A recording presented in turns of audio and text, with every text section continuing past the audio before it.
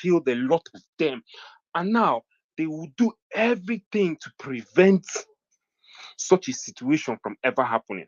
But then you turn back to Nigeria and you look at the way it is being handled in Nigeria. Nigeria does not understand, how do I put it, the consequences of these things, because whether, let's just say, the Igbo people now decide that they don't want to do anything, if you don't learn from your mistakes, you become part of that, you become part of history, or how do they say it, right?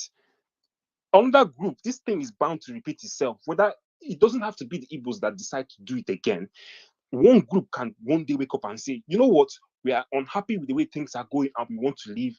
And are they telling me that they will still respond in the same manner that they did in 67? No, you can't do that, because you have it, whether Nigeria wants to accept it or not, it set us back as a country.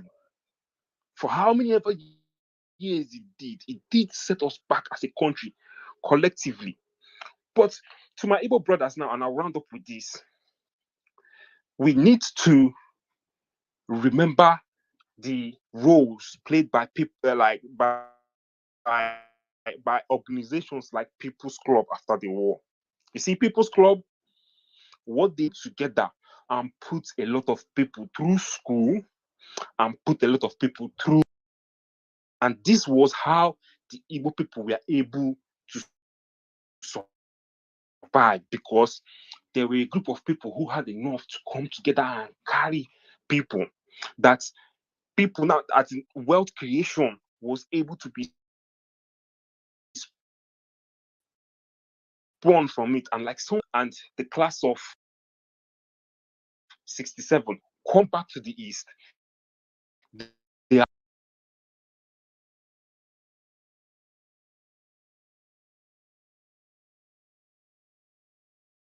us where we are today. And finally, when you see people attack you and insult you today, right? Understand why they do that. They don't do that because they hate you. They do that because they expected you, right, to be at the bottom of the food chain. They expected you to be going around with silver pan and plate, begging for arms. But today, the Igbos are striving to be better than everybody else. Why? Because there was a generation of us who understood that we had to build ourselves up together, come together, and raise ourselves up. But sadly, today we are not. I won't say we have lost it, but we are at that point where a lot of people are now starting to become selfish. And if we continue to allow it to continue to carry on, we will retrogress, and that is the part that scares me the most. The part that the other things don't scare me is the part that when people become so much selfish or individualistic, the community suffers, because then you forget you you're not able to give that man a helping hand. There are people who they don't need you to feed them more. They just need you to uplift them a little, and then they will run the rest of the race themselves. So if we forget those people, we drag a lot of people backward, and the impact on Igbo land will be very, very dire. So with that, I want to implore everyone, especially in Igbo, if you know you can help your brother, especially in the area of education, we have a high number right now of out of school children. If you know you can help sponsor one or two children, please let it be one of the things you come out of this space encouraging yourself to do. Sponsor a child, at least get them to secondary school, get them to finish secondary school. When they have now finished secondary school, if they can now go and learn apprenticeship or go and find a way to now sustain their life. But you see that basic education from nursery to secondary, let us start to sponsor one or two children, especially those of us who are abroad. The exchange rate now is favoring you. So as many children as you can put through school, let it be a commitment that comes out of this space today, that you understand that okay, our people have suffered enough and we are at a point where we have managed to build ourselves up, but there is more work that needs to go into it, and we begin to help our brothers one way or the other. Thank you very much, Grandmaster. It's been a pleasure. Thank you very much, Smokey, my guy. God bless you so much for that monologue. So let me not waste too much time of other people. I had something to say, but I see a lot of hands up. So let me get to the hands real quick. So I think the next person to go is Wilson. You go. Then after you, let's go to Mr. Fats, and then we'll go to Jerry. That's why we'll Dogu and then Jerry. Go ahead, Wilson. All right, thank you, Grandmaster. Good evening, everyone. Good evening, the listeners, the speakers, Grandmaster Nani, Nsone Alem. You guys say we're part of the Igbos, but if I speak my Igbo, he doesn't hear, but I hear every So single on there word. first, now. Okay, Wilson, I mama I got my hotel. So I first now. Speak it first. Now you go know say whether they hear them or not they hear them. You where they hear, where they hear All right, easy. all right, I they hear easy. all right, I they all right. hear Let what me, do they let call me, them? Ah or half. Now me walk on follow play. Guy, don't follow me play. Ha, I tell you, calm down. okay now, okay now. Now, ekele munu ile munu, ile o now. The Biafra, MLL, the Beccanization. Let him busy with all right, guys. That was by the way. I'm sorry. Bịa kee pati Igbo isoro ya ewekwe n'iwe. That's Ika. Ika. I'm from Hey, Akko. okay. But we can understand what you're saying now. That's just the point here. It's straightforward. Once you pay close attention, you hear everything. It's there. Yeah, I would say I'm proud. I'm proud Igbo data. Like that kind of sub. Is it? How do I put it now? Like we are sub Igbos. So that, by the way, this topic is a very nice one. It's a part of our history, but it's unfortunate that the Nigerian establishment tried to whitewash the history. Biafra. Grandmaster made a tweet. Before this concerning Biafra. You said in the memory of a nation that was then.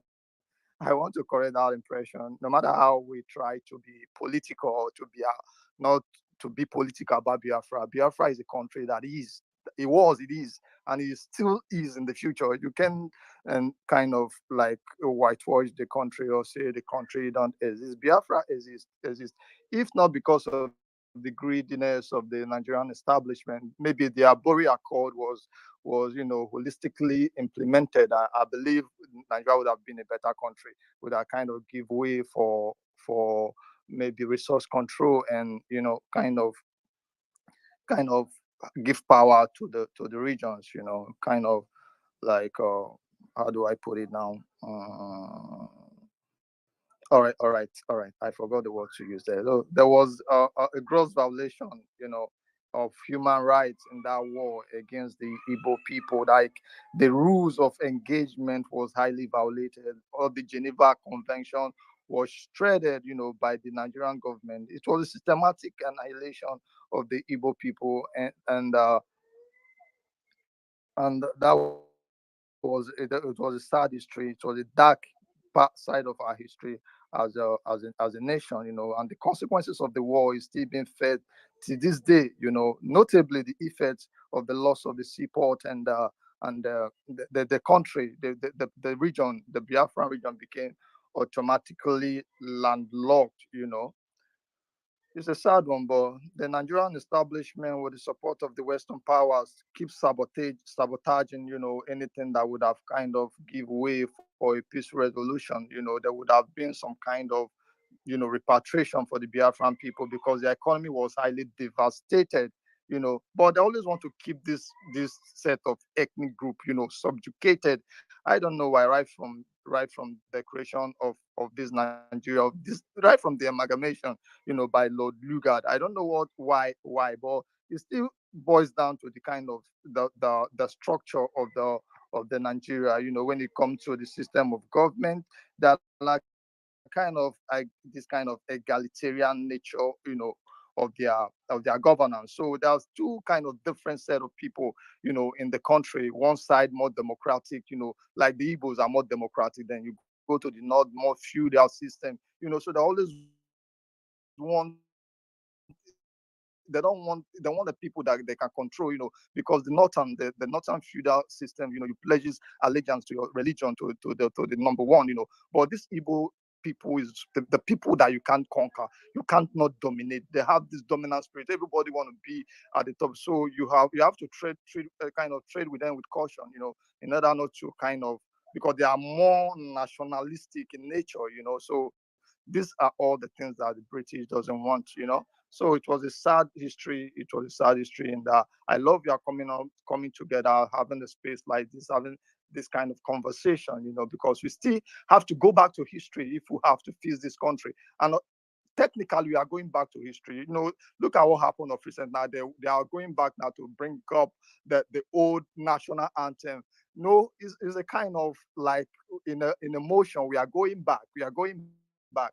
Very soon they will kind of question the name of Nigeria. They will not kind of question how Nigeria came to be. Maybe from there we'll be able to kind of connect the dots or on how we came to this a conundrum or this state that we are as a nation. Because at the end of the day, you can't bring lion, cheetah, goats, cow, and ask them to live together. It's not possible. It doesn't work. It can't work. We are not one country. Sometimes we have to put politics aside and face the reality. If really we have to be kind of face, kind of realize the kind of nation that we want to be. If really we have to be together, there are some things that we have to put in place. However, if the the federal system is working, I don't think there will still be a kind of agitation, going out around the country. All region, govern yourself, control your resources and all that. So in summing up, I would say we as a people, as the Igbo people, because I'm part of that culture, I'm part of that identity, we still have to keep on pushing this agenda, not agenda of separatism or kind of agitation, but that we can sit down and negotiate things out peacefully without bloodshed. Because I believe in the Biafran country, but the IPOB, the system and everything that they represent for now, is what I don't want to be part of. Yeah, I will say I eat for now. Thank you, Grandmaster. Thank you, everyone, for listening. All right, thank you so much, Wilson. That was a very elaborate one, and I thank you very much. So, guys, the title is placed in memory of Biafra, and I went ahead to make a tweet. I said, in memory of a country that was, a memory of children that were starved to death, a memory of heroes who fell in battle, a memory of innovations, ingenuity, and advancement of a Black nation that existed, in memory of my uncles that never returned, and in the memory of Biafra. And this actually is personal to me, like I said. Besides the fact that we almost lost my brother during that war to Kwashoko, we still hold the scar, right? The scar of my uncles that never returned. That word is true. There were 3 of them. They never came back. They never returned. And then, you see, that memory, even though I never knew them, I have seen their pictures. It leaves a scar in my heart because that was almost a whole generation wiped out. Luckily enough, my dad's mom, because those 3 uncles of mine, it was my dad, the eldest, then my dad, then 2 others in between, and then their last brother. The eldest died. The 2 between my dad and the last brother died. And there's a very huge gap between my father and his youngest brother. So that actually created a kind of a loneliness for my dad, whereby these men that he used to know, these men that he grew up with, do not exist anymore. And I always saw it in my dad. He actually never recovered from it, because many times when he comes back from work, then he would just sit outside the house, and then if you go up there to talk to him, he would just be talking about his brothers. So why am I saying this? A lot of Nigerians who are here, who are not from the eastern part of Nigeria, will not understand what we are talking about, because you were largely shielded from the horrors that were happening in the eastern region during that war. And I don't blame them, because the government of the day tried whatever they can to do to ensure that the people did not know of the atrocities that were being committed in the eastern region. But for us, it was the reality. There were massacres. There were massacres. Just like one of our brothers who came up here said, it was a scorched earth policy. Today, the Nigerian government is trying to rewrite history and claim, oh, there was nothing, there was no deliberate target of the Igbos in particular. It was all a misunderstanding. Let me put it to you: the Biafran War is not a misunderstanding. Because if you take a very quick mental estimate of the Igbos who are here, you are more likely to find out that about 70-80% of them lost someone close to them, either a brother, an uncle, a dad, a grandfather, someone in their family died because of that war, either due to action of the government or inaction of the government, either due to starvation or downright being felled by the bullets. That is how painful it is. So I'm saying this to Nigerians: when you hear us speaking, do not make light of what we are talking about. Today means a lot to us as Igbos. Beyond the fact that it was the day that Biafra became a nation, it was the day that we have taken to remember millions of us, blood shed on this soil to sustain this calamity called Nigeria. We paid that price. Igbos paid that price. Other Easterners paid that price. A lot of people paid that price. So please, this is not, I just want to say this, it is not supposed to be just a sub story. Because while we can sit here and talk about this, events that occurred between 1967 and then 1970, that event, as the stories will not be endless, right? It will be endless. But before I go to the next part of my face, I will tell you guys, and I'll end with this: out of the pain, out of that anger, out of that hopelessness, out of that fear, a new phoenix arose, a new mentality arose, a new form of camaraderie arose. And going on with this space, we are going to speak about that phoenix that arose. It's important so that we can use this to strengthen our brothers, assure our brothers who may have still be having these doubts in them, and also let Nigerians understand that even from all we have gone through as a people, there is still some lessons that we all as a people can learn from these events that occurred between 1967 and 1970 during the country and the nation that was called Biafra. Thank you very much. So let me move the mic very quickly to I think Odogwu, we are supposed to go next. Then after you, let's go to after you, we go to Jack, and then we'll go to Mr. Fact. Sorry, because Jack was here before he fell off. So Odogwu, go ahead. Thank you so much, my brother, Grandmaster Onika Kahoha. And thank you so much for this opportunity. Thank you so much for this space. Things like this need to be talked about. Like you said, this is real. Because I can't hear him. Yes, can anybody hear me? Who can hear Odogwu? Me. Is it Mr. Fact? Is that you? Just go down, I bring you can up immediately. Don't worry. Just go down, All bring you up immediately. Go ahead, Odogwu. All right, thank you.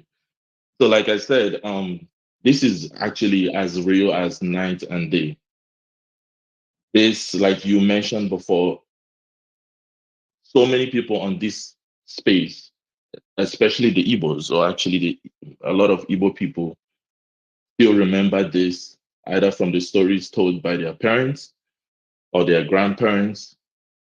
And a lot of us actually still feel the pain because 1967 is not too long ago. 1967 to 1970, it's not a long time ago. So some of us were affected directly, some of us were affected indirectly. I still remember my dad always telling stories in between tears about losing two of his brothers. My father was only 15 and he was a child soldier in the Biafran army. And he could remember accompanying his brother to fight.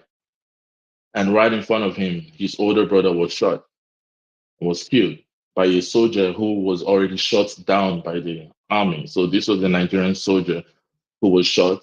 He was on the floor and then he shot my uncle. And for those of you who believe in reincarnation, they said, I am his reincarnate.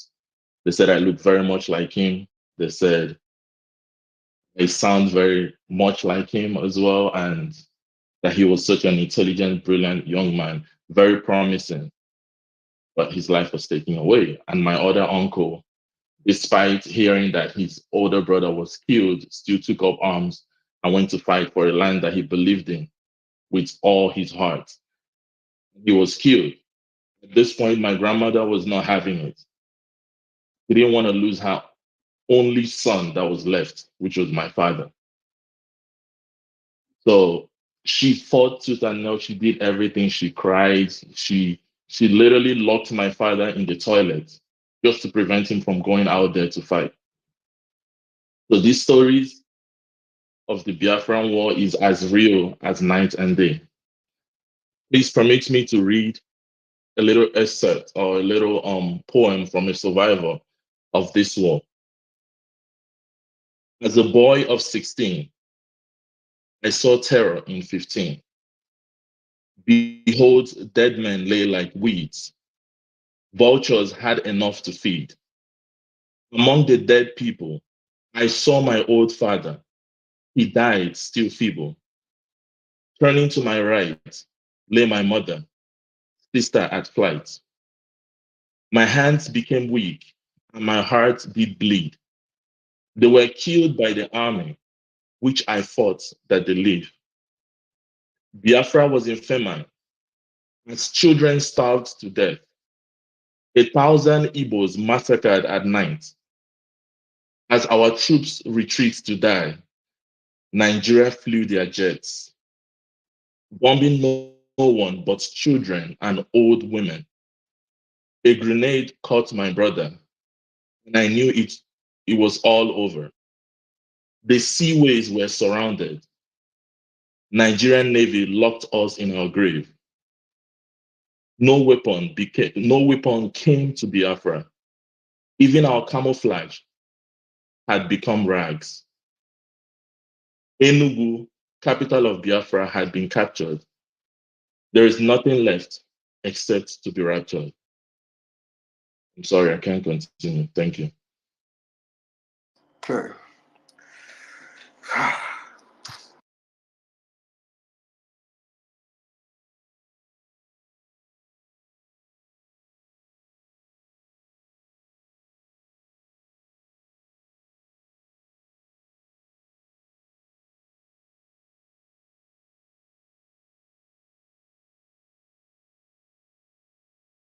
All right.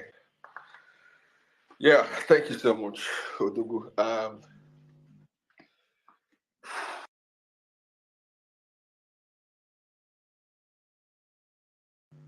Yeah, Grandmaster Kwajak Yaganao, if I'm correct. Jack, are you there? Yes, I'm here. Daniel, Jack, you go ahead. Yeah, Kekwan. Odima, my brother. Evening, everyone. Grandmaster, well done. Space are very important. I mean, I woke up today and I've been boiling about some of the things that are noticeable in our polity, which is the fact that I'm not sure we are carrying this day, 30th of May, the way we should as an Igbo. We should be unapologetic about today. Um, for me, it's a very significant day, and that's because I think the war directly affected me in many ways. Um, I lost an uncle myself. My father also fought in the war as a baby soldier, just like we all know, almost all the family in Anibo, somehow they affected now this, Biafran war. I was opportune to have an uncle that worked as an editor very closely with Nnamdi Azikiwe during the war, and I had access to a lot of materials around the war, documentations, documentaries, recordings, videos, books, and you know, um, maybe that also shaped the person I am today because I think my deep understanding of what happened during the war is one of the reasons why anytime I see anything that looks like something similar to that was going to happen again, I'm always frightened because I'm that na ihe ndị be anyị fụrụ. I saw firsthand, how people were living underground. Among how many people that saw bunkers na Igbo back in the days. we had one in my place. Shell Atro from Oka, landed in my place, my own hometown as well. And so many people up until today are still traumatized as regards to what happened during the war. And on the with them that, the IML elect as leaders in Anibo, I don't know if they don't understand the significance of that day. In short, I was so mad one day,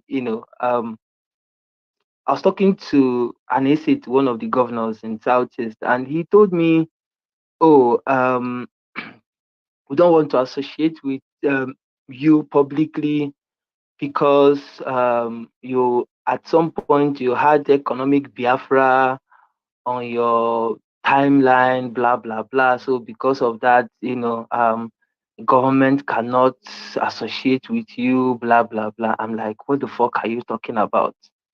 Are you people not supposed to be proud of our identity as Ndi Igbo? Like, there's no way we can erase this thing. It is part of us already. A lot of people died, and we should be able to have serious celebration or commemoration, so to say, to remember these people every other year. It should be a day like the younger generation would get to understand these things. Onye ọbụla bụ onye Igbo is supposed to understand what happened, what actually happened. And on a with them that now because of the way I say, the way we carry this day, the way I say, is it, how do I put it now? The way I say, we are not talking about 30th of May that shaped the history and everything concerning an average Igbo man. The way we are not talking about it is also affecting the way Ndi also say Afutani. I saw one of my tweets today where I was complaining about the governors not supporting the call for commemoration today. Somebody said things like they should have also declared sit at home for and do commemoration for Boko Haram Day in the Northeast. I'm like, is this person a mad person? Like, what is the relationship between Boko Haram and Biafra? Now, I said this to say that the truth and the honest truth is that most people are ignorant of the fact of what actually happened. Some people don't understand. Some people are hotaro ihe ndị Igbo na-ekwu. They don't understand where this thing, how we were actually affected by the war. Some people don't even understand what led to the war. And I'm talking of Nigeria in general, because this thing, I feel that there's so much, somebody's mic is on. Blood or something. Blood, please, can you mute your mic?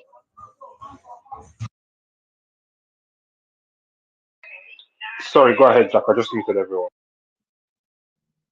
All right, thank you.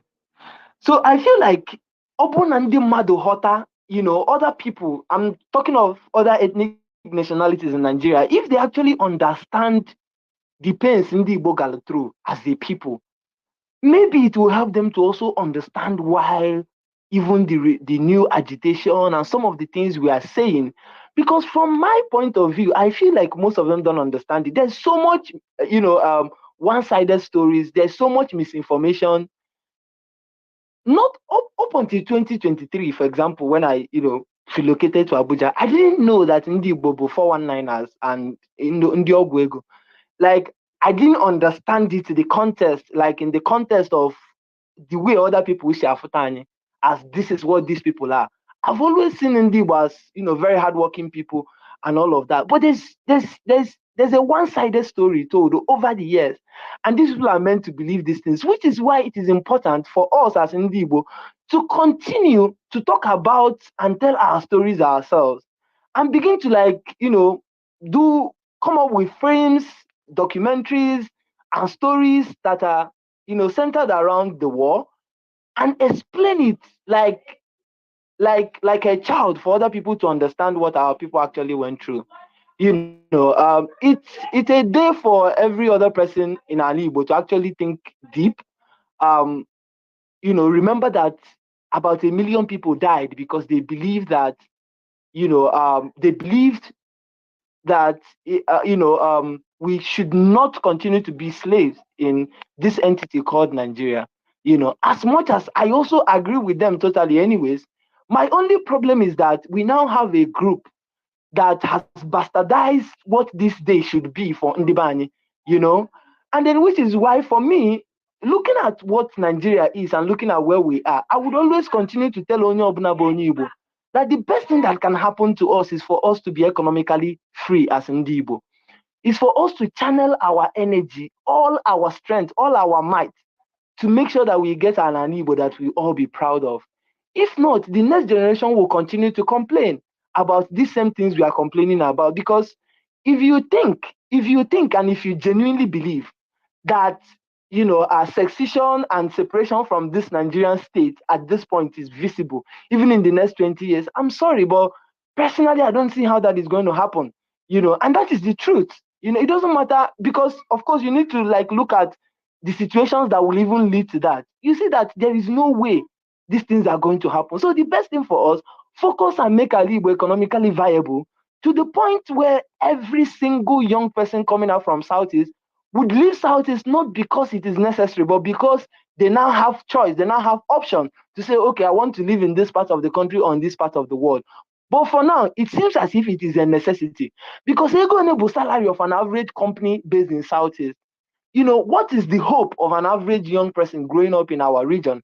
And when you look at all of those things, you see that we have a lot of work to do. Politically, we need to do better. Aesthetically, everything, there is a lot of things that we need to do differently. And which is why I'm personally excited to a very large extent that we'll have an opportunity also to keep engaging these leaders when they make themselves available. Peter Mba is coming to a space this evening, and I think that it is important that Onye Obuna bụ Onye Igbo, you understand, all of us take our time and grill him and get the best out of these people. At least the political leaders we have available at this point, we begin to get the best out of them, whichever way necessary. That will be where I'll use the mic at this point. Thank you so much, Grandmaster, for this platform. I appreciate you. Well, thanks very much, Jack. Ikulofuma. Yeah, especially with regards to the fact that we must elevate the conversation of Biafra. I had up again in the hands of certain people for years, and it has not helped us. You cannot chicken out from your responsibility. We are all products of Biafra. I still remember vividly, and then many stories about Biafra have been told on many occasions. People have written it, so many books about it. In short, our foremost writer, late Professor Chino Achebe, wrote a book about it. There was a country, it was about the Biafra story, the genocide and everything that happened. Yeah. Adaya Nwanyị, Ngozi Chimamanda Adichie. So you have these two prominent books by Igbo authors. Will give you a perspective of what happened during the Biafran War. So, and many other things. Then you have the Center for Memories in Enugu, which is an organization championing, reviving the Igbo stories, Igbo culture, and our history. So it's also important that when you Enugu, try and go to Center for Memories. Their office is at Independence Layout in Enugu. They have a museum there. Engage in their activities. You also have the museum in Umuahia, where you have the Ojuku Bunker and the rest of them.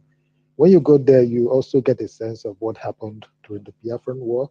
You also see some of the innovations that happened in Biafra. Because I think sometimes people will come and say, oh, Biafra was all bad. No. Biafra also revealed how powerful we are as a people. Biafra also revealed how innovative we are as a people. Biafra also revealed how intelligent we are as a people. That if Nigeria has accepted some of the products from Biafra, some of the excellent innovations built in Biafra, Nigeria will not be where it is today. You understand? So these are some of the things. Yeah, you need to be proud of yourself. Till date, there's no Department of Chemical Engineering in the University of Nigeria, solely because of the fact that the department then, combination with Electrical Engineering and Department of Physics and Suka, built the Ogbunigwe. So we have a whole lot of stories. We've come a long way. And I don't see any reason why somebody should chicken out. And when you quote Biafra, the guy say no, that Biafra is, should not be mentioned.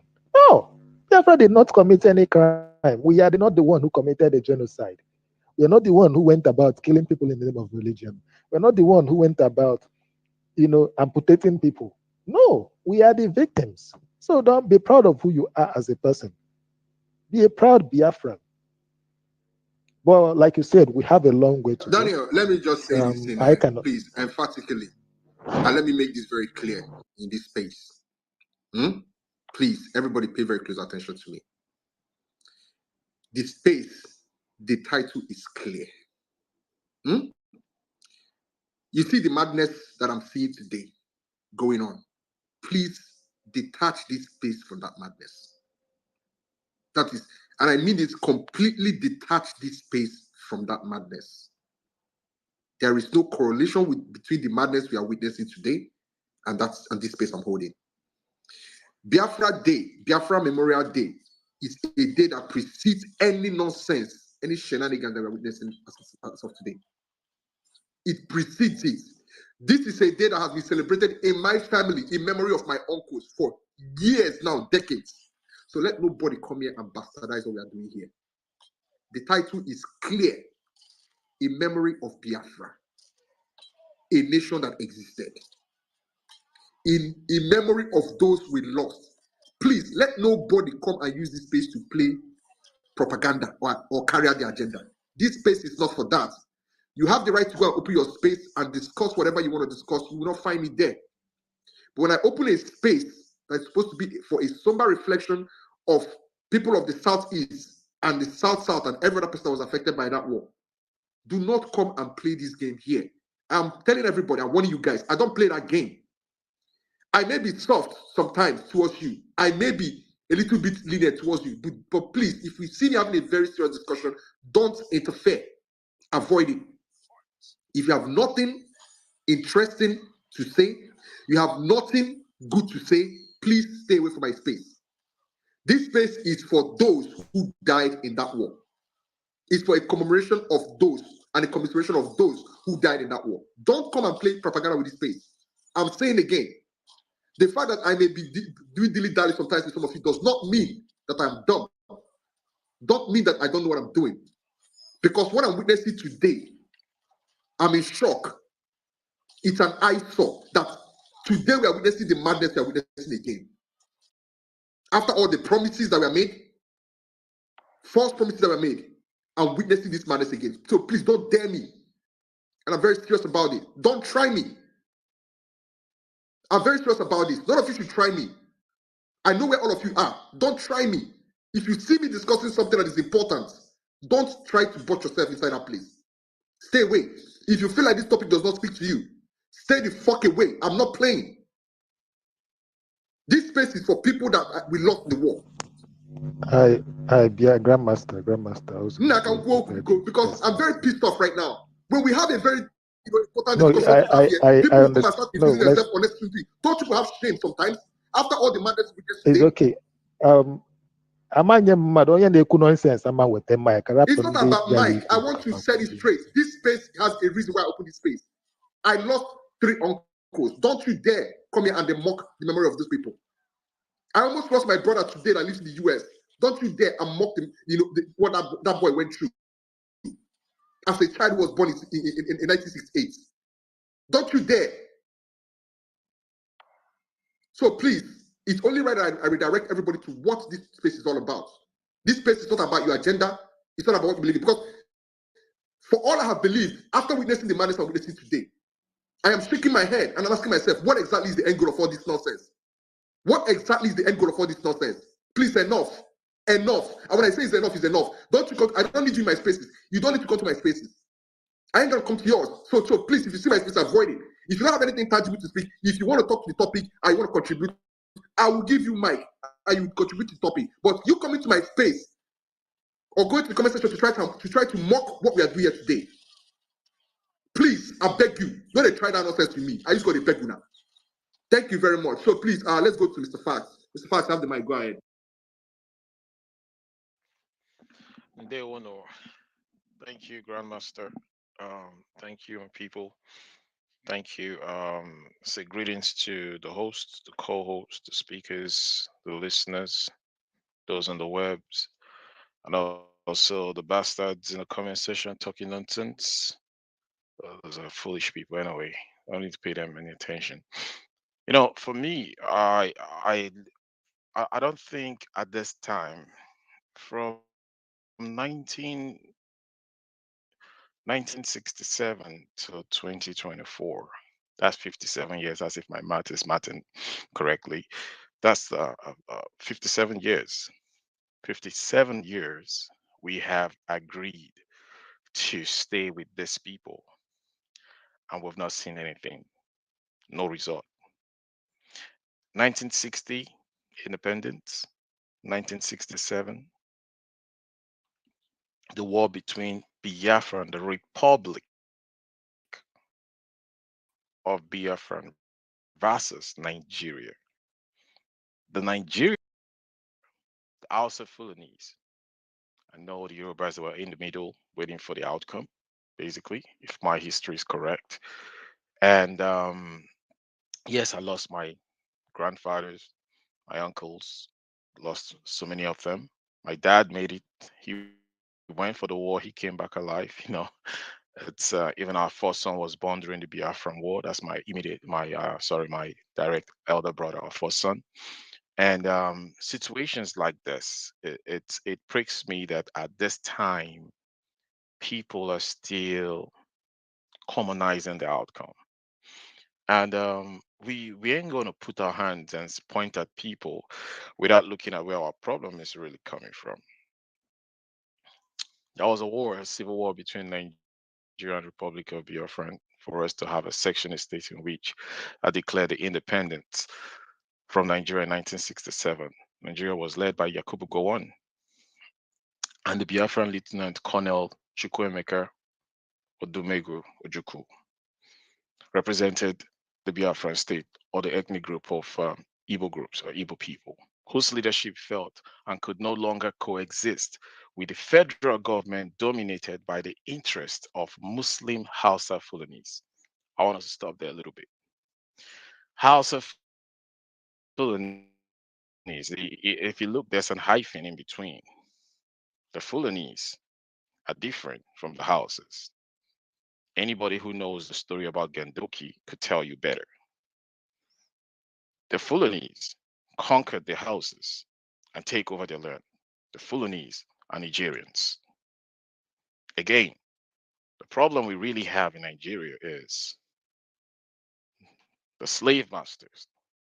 They have done so well to really take away the right history of our country because the country to them was formed for business purpose.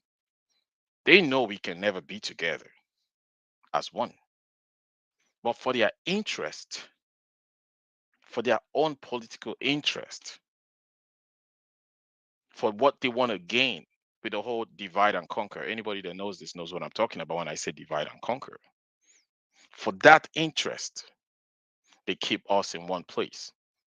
So if this disagreement, especially the bastard who Grandmaster Host is talking about, if this disagreement continues, they will you're enabling the existence of the white supremacy in Nigeria.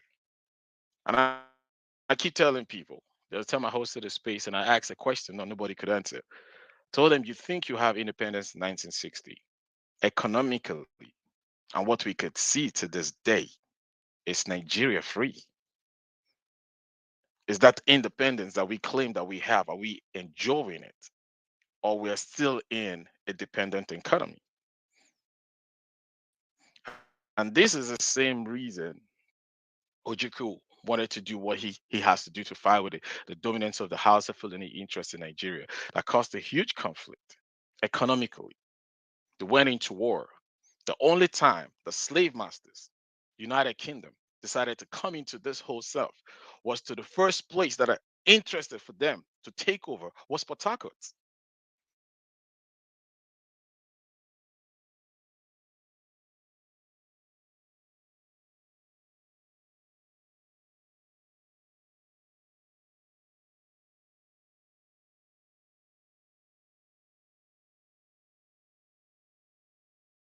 Biafran is a country that was and is to this day. You could kill the soldiers, but you can't kill their offsprings. It might take time, but definitely it will happen. So many things I've seen so far, I don't want to get emotional. It's telling me very, very well. I keep asking someone, I asked them the other time, I said, do you think Nigeria would be better? I know what they don't know where I was coming to. I want them to see the country that they want to defend so much and see where is the country really going to? Where's the country taking us? You can see we're heading nowhere. We're getting worse. We're getting bad. It's getting bad. It's getting even bad. It will get even worse. But guess who gets the highest credits? I call them Uncle Toms. You call them your president and governors and senators. Those are Uncle Toms that dance to the tune of the slave master to this day.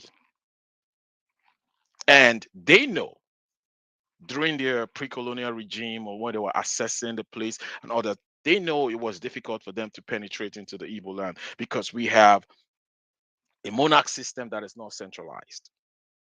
We are dominant people. We're smart people. We don't bow down to bullshit. Yes, they had guns. They have more sophisticated weapons. Somebody even made mention of why they don't do chemical engineering anymore in UNN. Why? Because they know they saw something that they never believed could happen. That those Biafran guys could make weapons. Why do you think today Bakassi land was given to Cameroon? It was a sabotage to take away food because one of the biggest weapon that could keep people fighting. If they have food and water, they will procreate, they will come out, and they will fight. These guys are making guns and bullets and everything them there. They are creating this stuff. These guys are creative. Now, what are we gonna do to take back Nigeria for our interest and get those idiots that they call the Fulanese who don't even have interest about, it's like inside a bondage, there's another bondage. Those Fulanese don't have interest for the Hausa people. The Hausa people know they're in bondage in the Fulanese. And the fucking British man put these people in power to control what goes on in Nigeria because they have no interest and also report to them. They don't want a wise person that's so intelligent to be the president of Nigeria. They want people who dances to their tune and what they really want. Biafra is a country that we shouldn't even take lightly.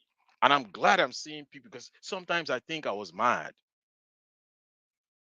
I think I was running crazy because I exist among people who don't really see things from the angle I see things.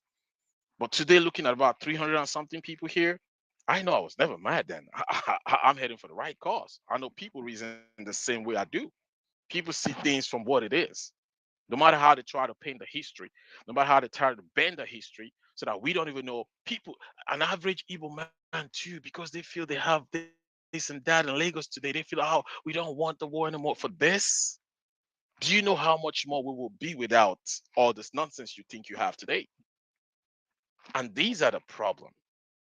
Somebody made mention about Igbos trying to do the right thing, making sure we make our economy resourceful, making our own economy something we could be proud of. We had to start making those chess moves. We had to start doing things to benefit our land. I posted on the Jumbotron where was caught aside as the Biafran land before the war. And if you look at those places, why don't we have a port authority in Port Harcourt? Why is River Niger not dredged? Why is that water not dredged? An average Igbo man after the war, when everything was taken away from you, just like how it is in America, when they said they've abolished slavery. Black people have nothing. They have no home. They start from the scratch. The same thing they did to the Igbos. They had nothing. Everybody think Lagos is the United States or the United Kingdom.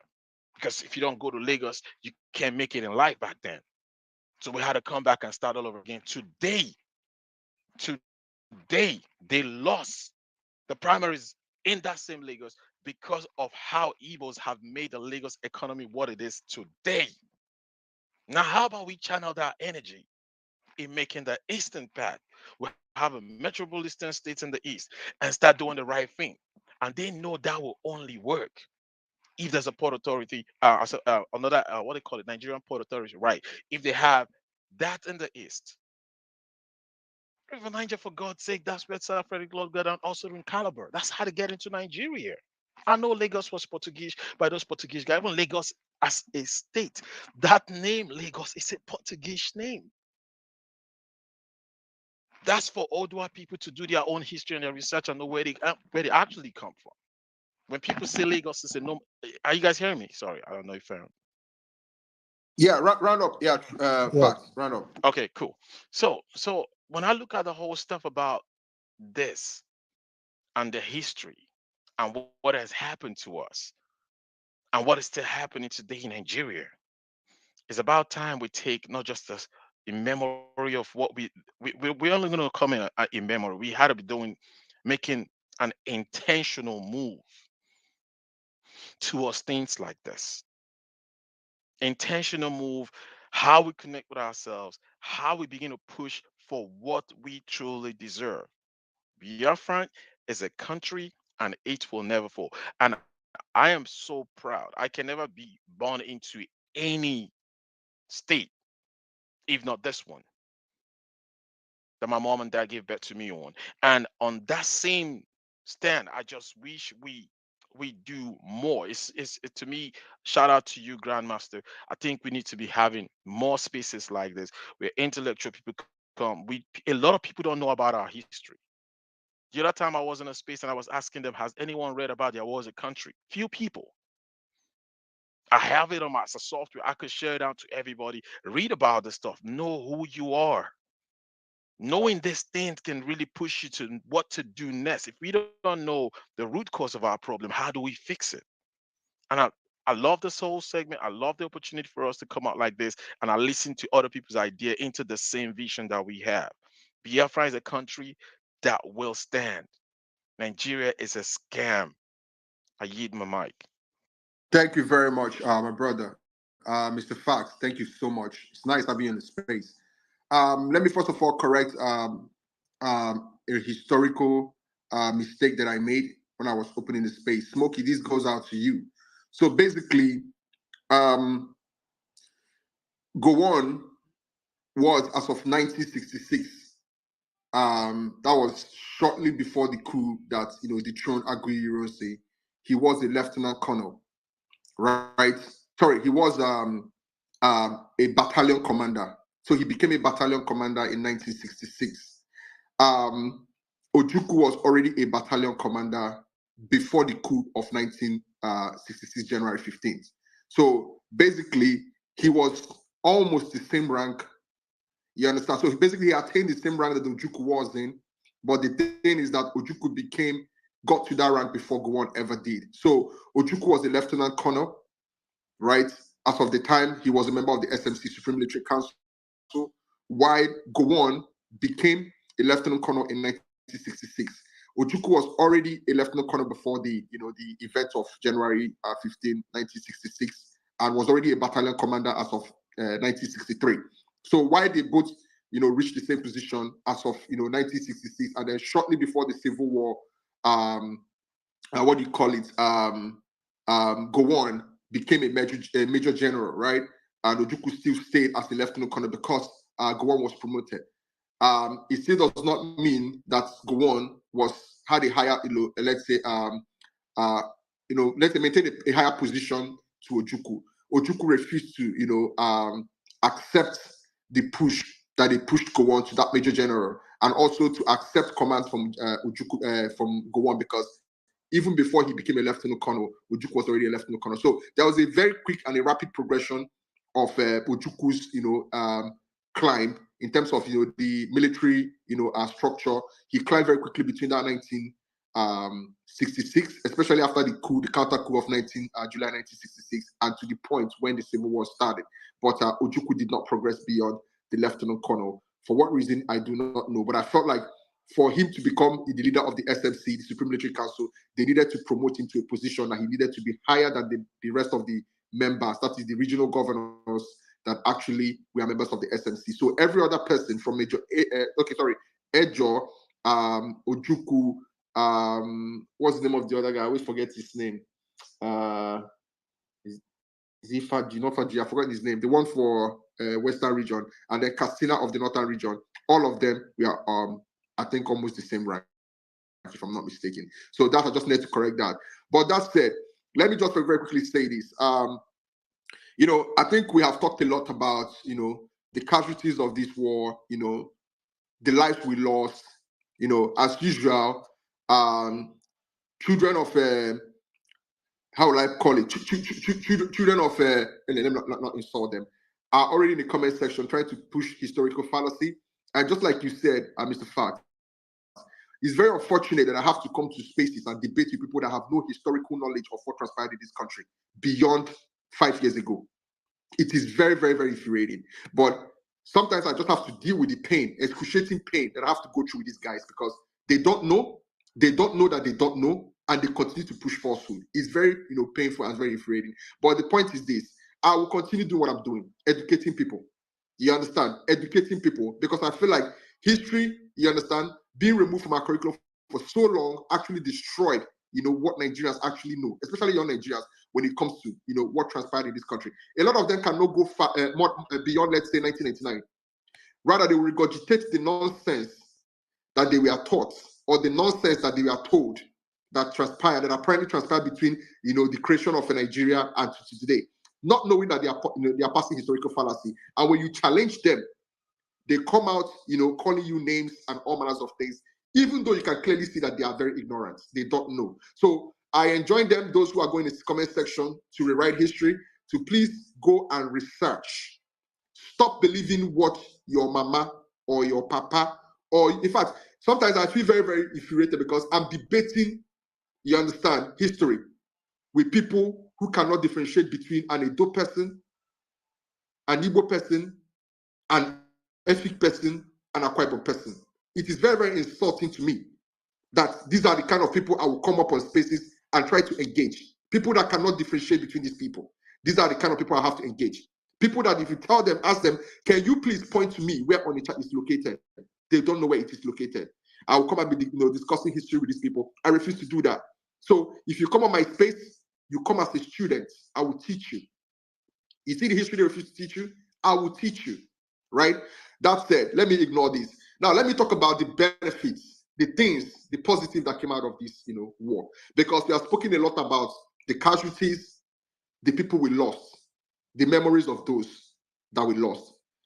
Let's even, you know, try to touch a little bit on any positive that we can actually, you know, pick from the history of that, you know, of from what transpired between that 1967 and 1970. I'll read from this.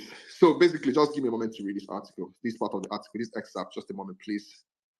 So where's my article? I'm reading from an article that was written by Vanguard in 2011 to commemorate the, you know, the Biafra Day. And this excerpt actually touches on a book that was written by, it's actually an Amazon bestseller, written by Felix Oragu. The name of the book is Scientific and Technological Innovations in Biafra, the Ogbunigwe Fame, 1967 to 1970.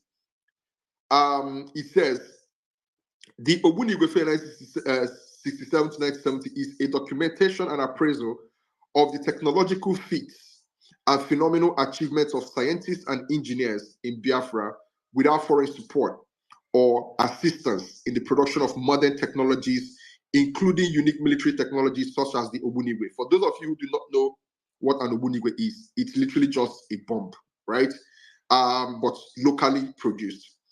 Food and basic needs of the population, and in the construction of economic development infrastructures such as energy, airports, crude petroleum, refining plants, medicines, among others, which were unthinkable in Nigeria before the Civil War. That's just an excerpt of the, you know, of that book. Please, if you reference, I'll give it to you. So what am I saying? Out of desperation, innovation arose. Out of desperation, people became greater than what they thought they would ever be. Just like I told you guys, there was a complete blockade of the Biafran region, manned by the British government, by Egypt, by Russia. And then there was an embargo on, you know, on weapons being imported In fact, most of the weapons that were used by the Biafrans to fight the war were actually smuggled. And shout out to all the, African countries who till today respect the effort that the Biafra nation made in that war. I give a very big shout out to Cameroon. Till today, they still recognize Biafra as a nation. When you listen to them talk, they will talk about the ingenuity of the people of Biafra. Big shout out to Ivory Coast, a country that stood with Biafra to the very end. Big shout out to Equatorial Guinea, a country that took in, Igbos and, created a pathway for the refugees of war to migrate to their country. And today, many of them have become indigenous, even to the point whereby Igbo is now recognized as part of their official, one of their official languages, right? Big shout out to many other African countries who refuse to give up on Biafrans, seeing the atrocity that was being committed. Big shout out to all these people. Matter of fact, if you meet a lot of these people from this country, they still recognize the region of Biafra. Very weirdly, they still recognize that region of Biafra. To them, they still recognize it as a country, even though we do not see it as a country anymore. A lot of them, especially people from southern Cameroon, they still recognize Nigeria, Biafra as a nation to them. So that said, big shout out to all those people that actually try to help to salvage the situation after the blockade was placed and the embargo was placed. But still, out of this desperation, the phoenix arose, ingenuity arose, innovations arose. In fact, if you go to please, Daniel, please remind me where that is. It not in Umuahia? You will see the Biafra military's attempts at building a tank. A tank. Yeah, it's Umuahia. Thank you. Umuahia War Museum, right? Yes. Yes. You will see their attempt at building a tank. It still exists today. You saw the attempt at building the bomb, locally made bomb. These bombs, in fact, it was said that the bomb was devastating. If you understand the literal meaning of Oguniwe, you will know exactly how dreadful this weapon was. Sorry, remember Abagana ambush? That was what did you say, Smokey? I said, remember Abagana ambush? Okay, the Abagana ambush, yes. That was where Oguniwe became the most famous weapon in that war for what it did in that ambush. Thank you. This was in a time when Nigeria needed the British Air Force to help them drop bombs in Biafran territories, right? These people had to go in with little to no resources, develop this, right? It is actually said, this was, I got this from, what do you call this, UK, this NHS, National Health Service, an article that was written by the NHS, that what is called the, what do you call it again, public health emergency service. Public health emergency service was actually, I kid you not, I'll post the article after this. Yes. Was actually invented by the Biafrans. What that means is a way to, to tend to people who were wounded by bullets or bombs as quickly as possible and evacuate them before, you understand, a return or a rerun of whatever, hit them in the first place. They said that the rapidness of that, that process was so renowned that it was actually documented that before then, this level of effectiveness and efficiency was never discovered before, right? Beyond that, a lot of researches was going on in the Biafran territory. Now, Biafra is no more. Unfortunately, Nigeria, in a haste to show its dominance, destroyed a lot of these things. They couldn't build on it. Fast forward many years ahead, Nigeria is still suffering to invent something or create something as simple as pencil. That is the tragedy of that, war.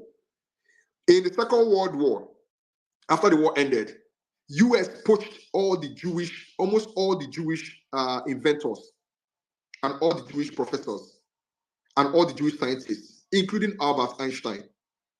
Even though, what do you call it? Many of them had been like victims of that war. Even the German inventors, US poached all of them and then took them to the US. And what did they do?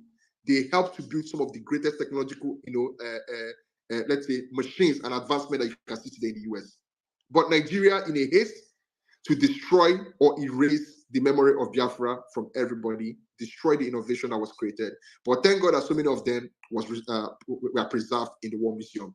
Also, before the Biafran War, Nigerians did not make use of bunkers. Bunkers were built across major cities in in the eastern region to protect, most especially, the military leaders of the Biafra, Biafra side of the war. So why am I saying all these things? We got something out of it, right? And out of that desperation after the war, when the war ended, the need to fight, the need to survive, created what we call today, a lot of people don't know what it means, but Igbos know, Onyaga na nwanne ya mentality. Onyaga na nwanne ya mentality is what you are witnessing today. It was the most rapid and the fastest way to ensure that the Igbos catch up with the rest of Nigeria. So what it means is that everybody takes everybody along. You don't leave anyone behind. And you can clearly see it today in the way the camaraderie between the Igbos function. Everybody had to take everyone along. You cannot leave anyone behind. That was what it was. Onyaga na nwanne ya, do not leave anyone behind. Meaning, if you manage to make it, you have to take someone along. So when you come to Igbo land, that practice still persists.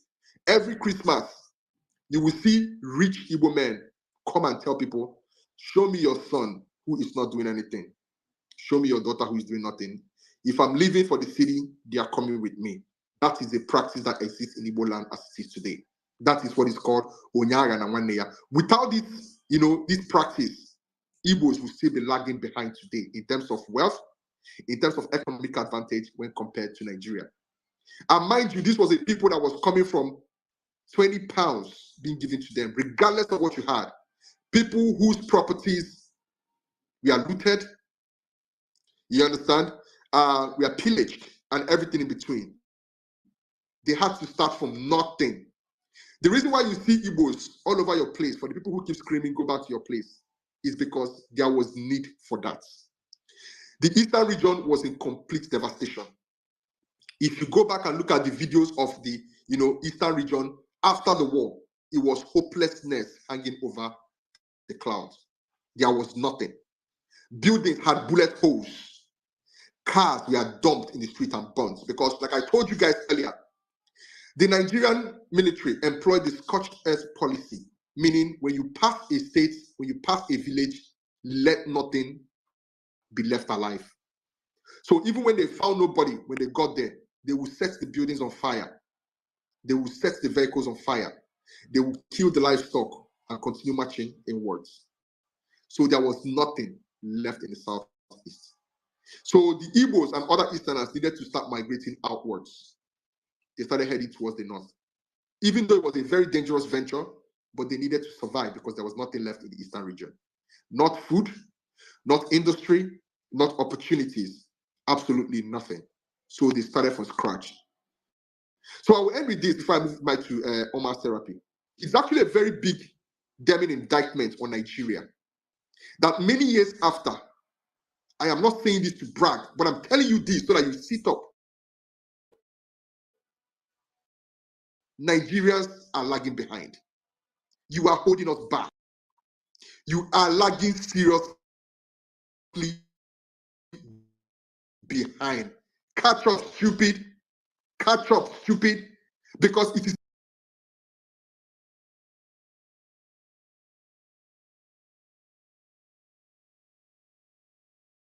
with bloated stomach that suffered kwashiorkor, that lost their parents, that were left in pain and trauma.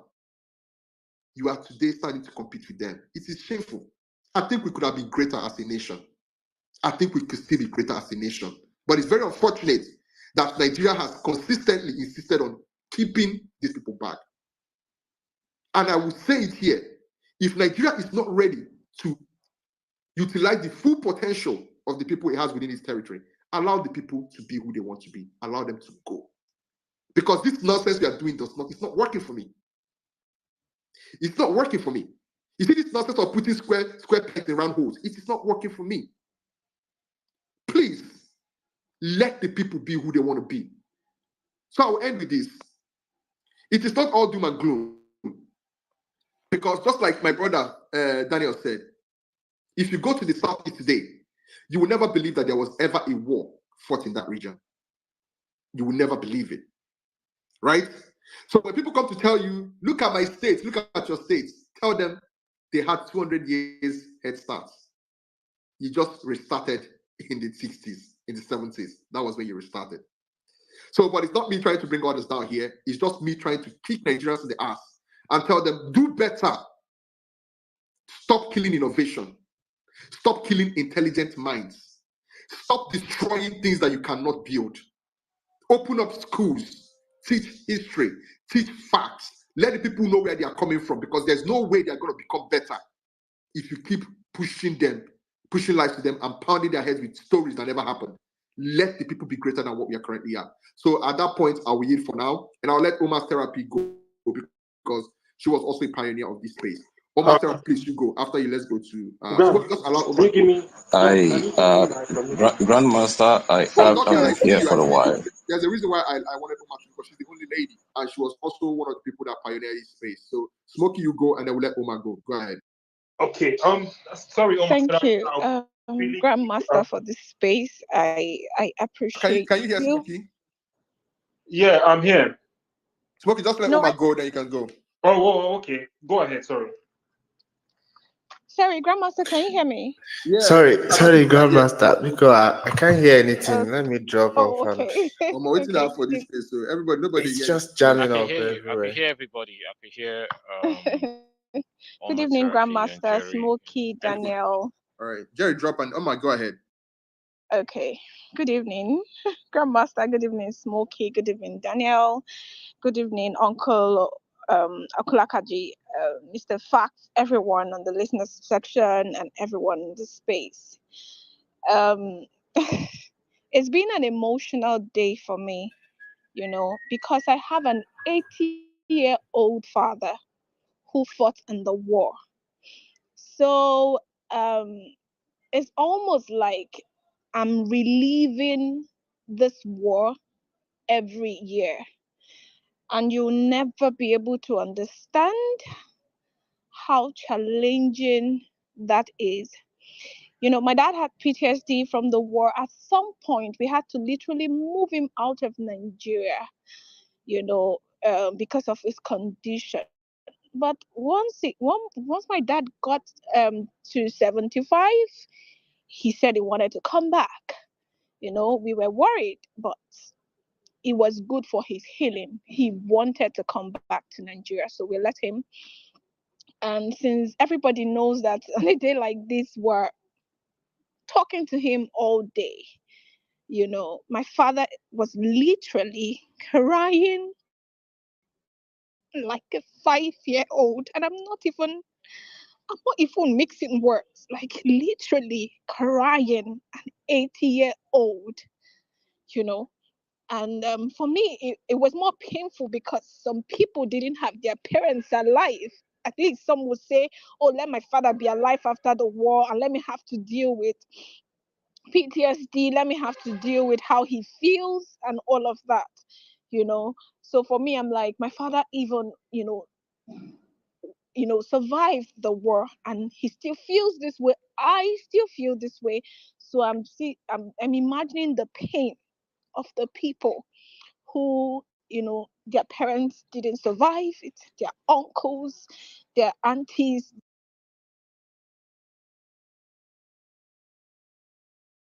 their siblings, and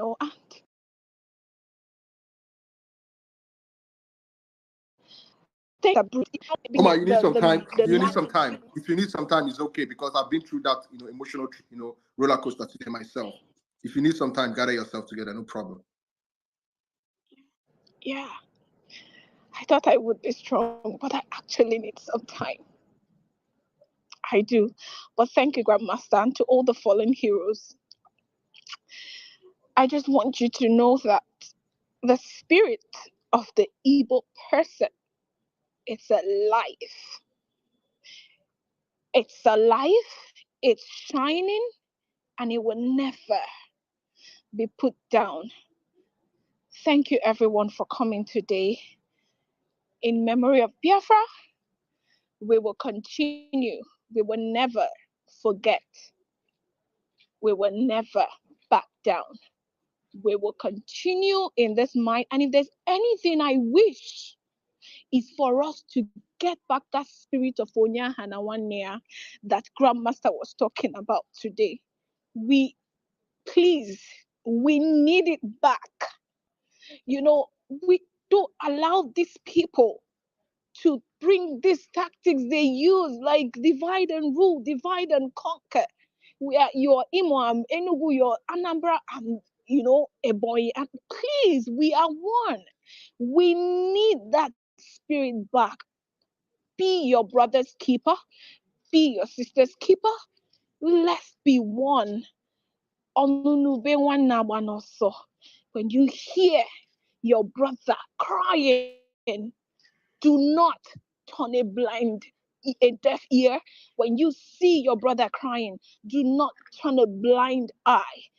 Feel their pain like it is you there. And that's the spirit of the Igbo man.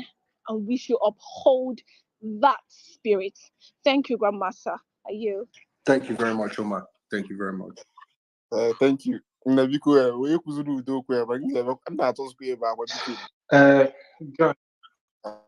okay, no problem.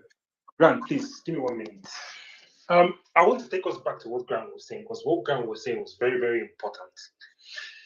When we talk about the Biafran War and the things our parents did in that war, a lot of people just think it's we just fought, we went unprepared and we fought the war. Let me tell you how what's the word that I'm looking for? How amazing our parents were during that war. Igbo people were not being taught how to fly the jet fighters they had. They were learning it themselves. We were refining our own crude oil by ourselves, right? Which was why countries like Russia didn't want to supply us the arms we needed. At the height of that war, Ojukwu sent a delegation to Europe. I think it was somewhere in Norway. That delegation had been going around Europe trying to solicit for arms and ammunitions for Biafra. And they went to this country. I can't remember if it's Norway, but it's one of the countries in Europe. And when they got there, what their representatives said to them is, the world is not interested in another Japan in Africa. We already have Japan in Southeast Asia. The West and European countries, we are scared of Biafra for the simple reason that we were behaving like a first world country. When Grant tells you that the NHS adopted this medical triage from Biafra, he's not joking. It is facts. Listen, when you go to a place like, if you go to communities in Anambra now, yeah, you see how Anambras are very highly Catholics and religious in Catholicism or whatever you call it, right? There's a reason for that, because the what you call them, the missionaries at that point in time were taking children out, right? But there was also one thing those missionaries were doing. When they left Biafra and they went back to Europe, they were telling the Europeans or whatever country they went to what our parents were doing. And these things were scaring the Europeans to smithereens. Because imagine, like, you have a pilot now, you have planes now, and people will just go into the plane and start flying plane. No formal training, nobody showing them anything. You just have people who have come out and boom, they're flying planes, they're dropping bombs. Ugeli, I can't remember if it's Ugeli, there was an airport, right? They needed to land a plane, and that airport, that runway was built, an emergency runway was built in 24 hours for a plane to land, drop weapons, and take back off. That is how amazing the ingenuity of the Biafrans were. When you go to Umuahia and you go to the War Museum, Yeah, you understand the innovations our Obunigwe. When you read about Abagana ambush, the reason Abagana ambush succeeded, right, was that Obunigwe was targeted at the fuel tanker that the Nigerian military convoy was moving along. And once that thing hit that fuel tanker, right, the explosion wiped out the entire convoy. Like, it was a handful of soldiers that survived that attack, including Moritala. I can't remember, was it Moritala? Right. So whoever it was. But that's how powerful that Ogunigwe was. Then you go to that museum, you will see things like APCs, armored personnel carriers, you will see tanks, you will see the other ones. And who were the people who spearheaded this ingenuity? It was the lecturers and the professors from University of Nigeria and Nsukka, which is why today they continue to suppress Nsukka. There's a reason why Nsukka is where it is today. Because you see Nsukka and you see Futo, Federal University of Technology Owerri. Those two universities, if they were ever allowed to reach their full potential, the amount of technological advancement, like they will leap Nigeria forward 20 years into the future. Single-handedly, UNN and Futo, if you leave them, remove the restrictions on them. Smokey, just cut it. We and Kenke so that we can move on. Okay, right. Let's leave that. But another thing I want to talk about is Onyana Nawania. You see Onyana Nawania, we talk about Igbo apprenticeship today. Igbo apprenticeship started as a result of the war, and it started as a result of that Onyana Nawania ethos. So we should go back as Igbo people and learn what made our parents succeed and scare the white man the way they scared them. And when we come back to that realization and to that unity, the sky is not going to be our limit. The sky is going to be our starting point. Thank you very much, Grandmaster.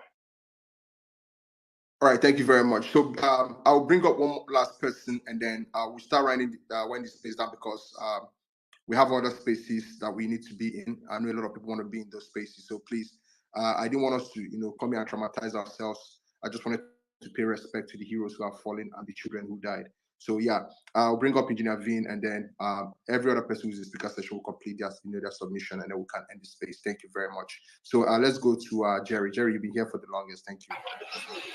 Yeah, so much. Thank you so much, Grandmaster and Daniel and Smokey. It's a very touching one. But one thing I thank God for so far is we have started laying the foundation. Coming online recently and getting to meet individuals like you, Daniel, and the rest, it just gives me so much hope. Every time I come across family, friends, members, anyone who lost loved one, it's always a very, very challenging one, and struggle to find what works in terms of encouraging them.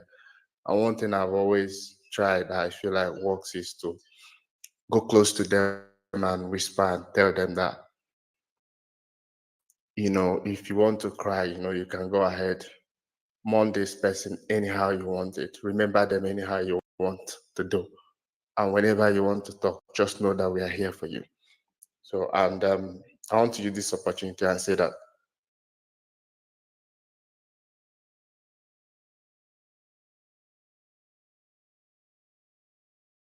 we are here for each other. Anyone who have lost someone close, they're trying to gaslight anyone, this day is very important to us. And the people before us fought and survived the war. Ojukwu in one of his statements said that if in the future, if anybody wants to, evaluate how successful the war is from the side of Biafra, that it should be to what extent, to that extent we're able to prevent our people from being wiped out. So it was all a war that had so many other things behind it that our people started defending themselves from day one, and they made it look as if it was war of unification, but the essence, the goal was to exterminate the entire people of Biafra. So, but thank God that we're here today. And um, before I submit, so everything everyone else have said, I totally agree. Um, a spirit of Onyaga na Nwanne, it has really helped us, and I think now that we're in 2024, it's up for us to take it to some next level. Let's put it on 6G. I'm not even saying 5G, 6G. We may be scattered all over the world, all parts of this world, but with the power of internet, we can do a lot. Recently, I started bringing in meetings with family members that are all over the world, even the ones in Europe, not minding where I am, so that we can start getting that close to each other. Not minding that traveling and moving around just for, has really affected the spirit. But with internet, we can do this. And Grandmaster, I like what you are doing recently, especially when it comes to uh, awareness creation and re-educating people. I started even going deeper to understand exactly what happened during this war. And I can tell you that I've been learning a lot more than I think I knew. My uncle was one of the persons that went to the war, survived it. I haven't really gone deep to ask him how he did it, but on few occasions, we've sat down and listened to him tell us about the war. It's not anything I want to revisit, but for the purpose of learning more about the war, we always find time and talk about it. So please, I want to encourage you, and I want you to know that count me in whatever it will take, not just this remembrance, but in continuing to make sure that the real truth is out there and that people know exactly what happened. Not for anybody who wants to gaslight another person, but for our people that actually want to know the truth. Because, like I said earlier, coming in here, joining spaces, I see a lot of people. I get to meet a lot of people. Some of you older and more experienced than me, and I take the opportunity to learn. And I feel like we just have to take it to next level, continue doing it so that others who are growing up will also take the opportunity to learn the truth.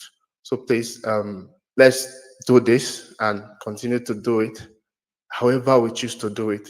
Let's not listen to anybody. And for our brothers who are from different parts of the region that identify with this identity, that are Biafrans, please don't let anybody tell you that the best way to wear this as an honor is by saying that you you do not identify as this or as that. Please, it's an identity we already carry. And it's very important for you to know that we are carrying this identity even before the war, even though it was not called Biafra. And that was why when the war set, they exactly knew who they targeted and did whatever they did because it was an identity we all shared even before the war. So don't let anything make you think that after a while they will start treating you differently. We all carry this identity and it is one we are proud of. Your own people are the people that fought for something. Don't listen to any other person that their people didn't fight anything, only things that didn't matter. Because many years later, the reason for which this our people stood their ground and defended our territory is justified because everything that happened then is still happening today. So even if nothing tells you a little about what happened during that period, you can imagine what is happening, then apply a particular factor to it. You will understand exactly why it was important that they stood their ground and defended our territory. And that's why you and I have Southeast today to call our own. Thank you so much. I yield on that note.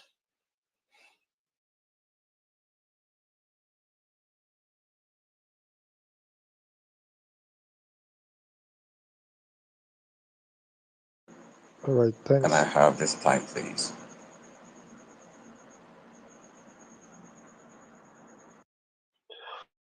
Go ahead. Who was speaking?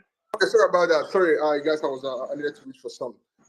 Let's Okay. I'll go that card. Please go ahead. Then after you, let's have Meta, and then we'll have oh, sorry, Dockyard. Woo! No vex. I'm like, I say, I Oh yeah.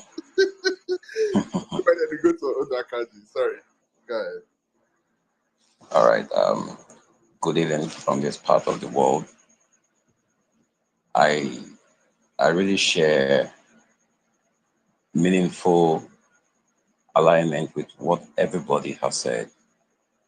However, I would want to thank you, Grandmaster, for putting up this space, and your co-host. Thank you. Thank you, everyone who have joined. I pray that the Lord God Almighty bless you all. I would like to start with letting us know that I am not Igbo. I am Yoruba, but I'm not that Yoruba who sees blue and call it red. Today, I have observed 1 minute silence for all those who died out of starvation, all those who died for the just cause of the nation Biafra. And that was why when you, Grandmaster, put up this on your timeline, I did ask you that would it be fine if we observe on your space 1 minute silence? I didn't get a response from you, so I don't know if that was observed. However, I think it Sorry wasn't about that. observed. I didn't see the message. It's just that I get too many messages whenever I'm hosting spaces. I can't even see everything. But sorry about that. All right, it's all right. So you see, I it is so unjust with the way they have treated or they are treating people from the southeastern part of the country. I am moved to apologize on behalf of Yorubas, but at some point right now, I just feel those who did the atrocity, those who committed this dangerous act, should be prosecuted in the ICC. They shouldn't be they shouldn't be allowed to live a free life in Nigeria, especially go on. Doc, yeah, sorry that I'm interrupting you, but let me say this. I don't know if you have seen the panel.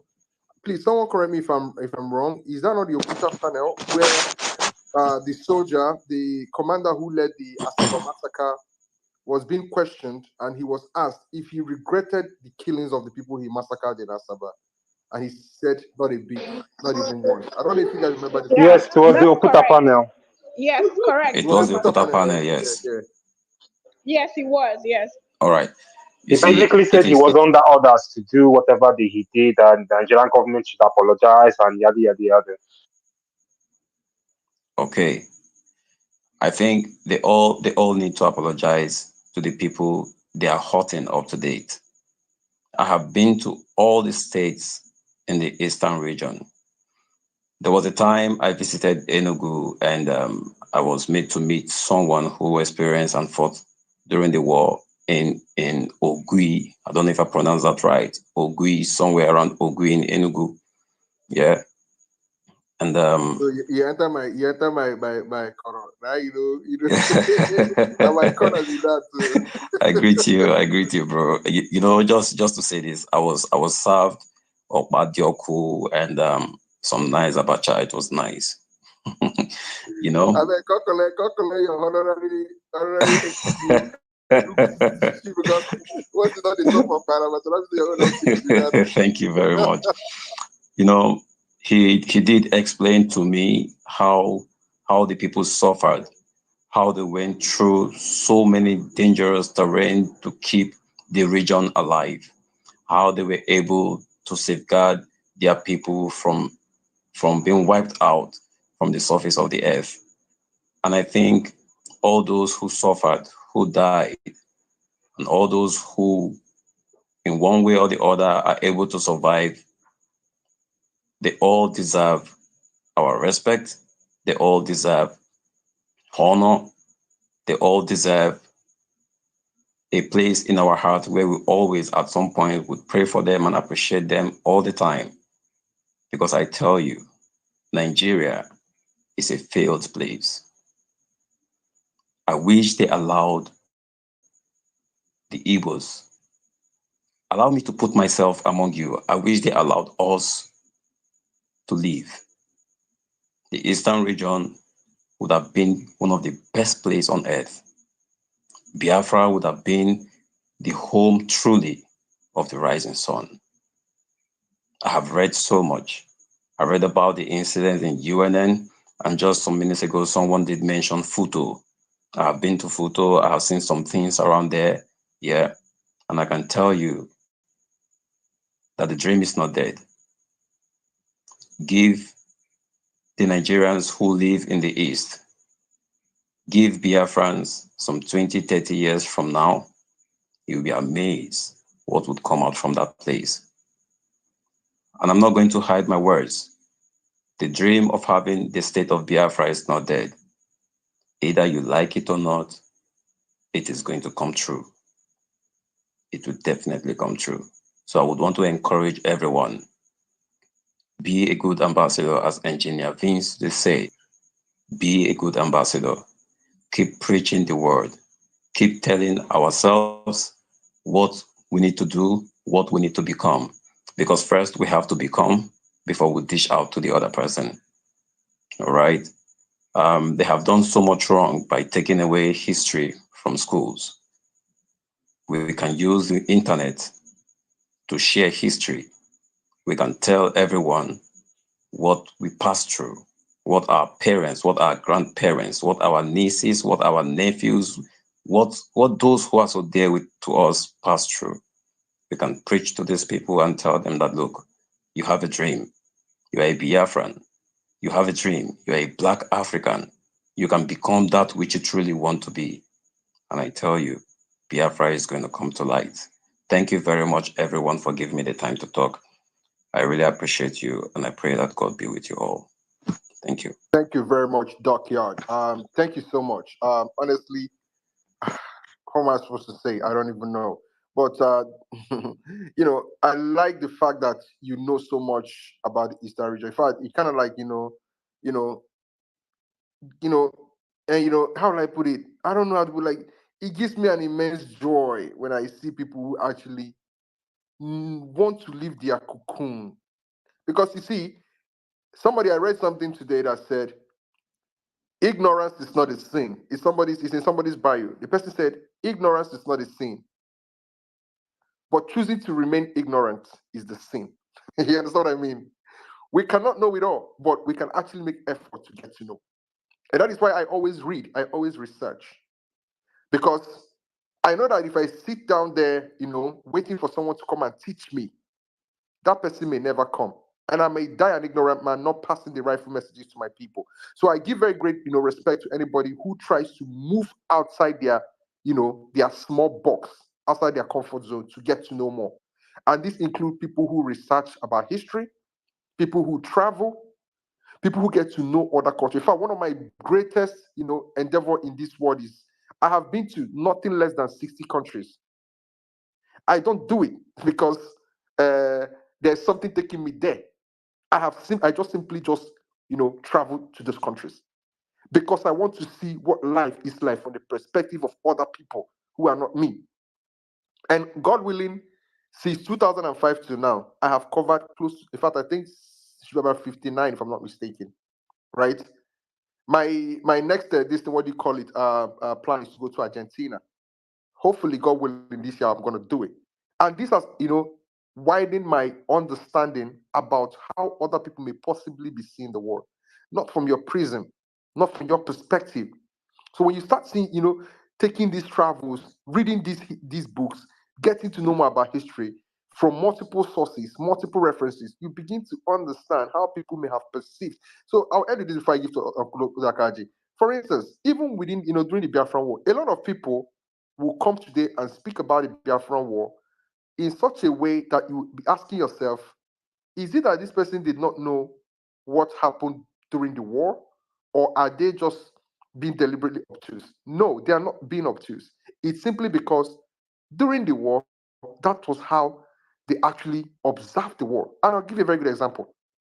It is said that there was a very there's a picture I saw sometime in one of these international news media that talked about that should be about like 10, 15 years ago.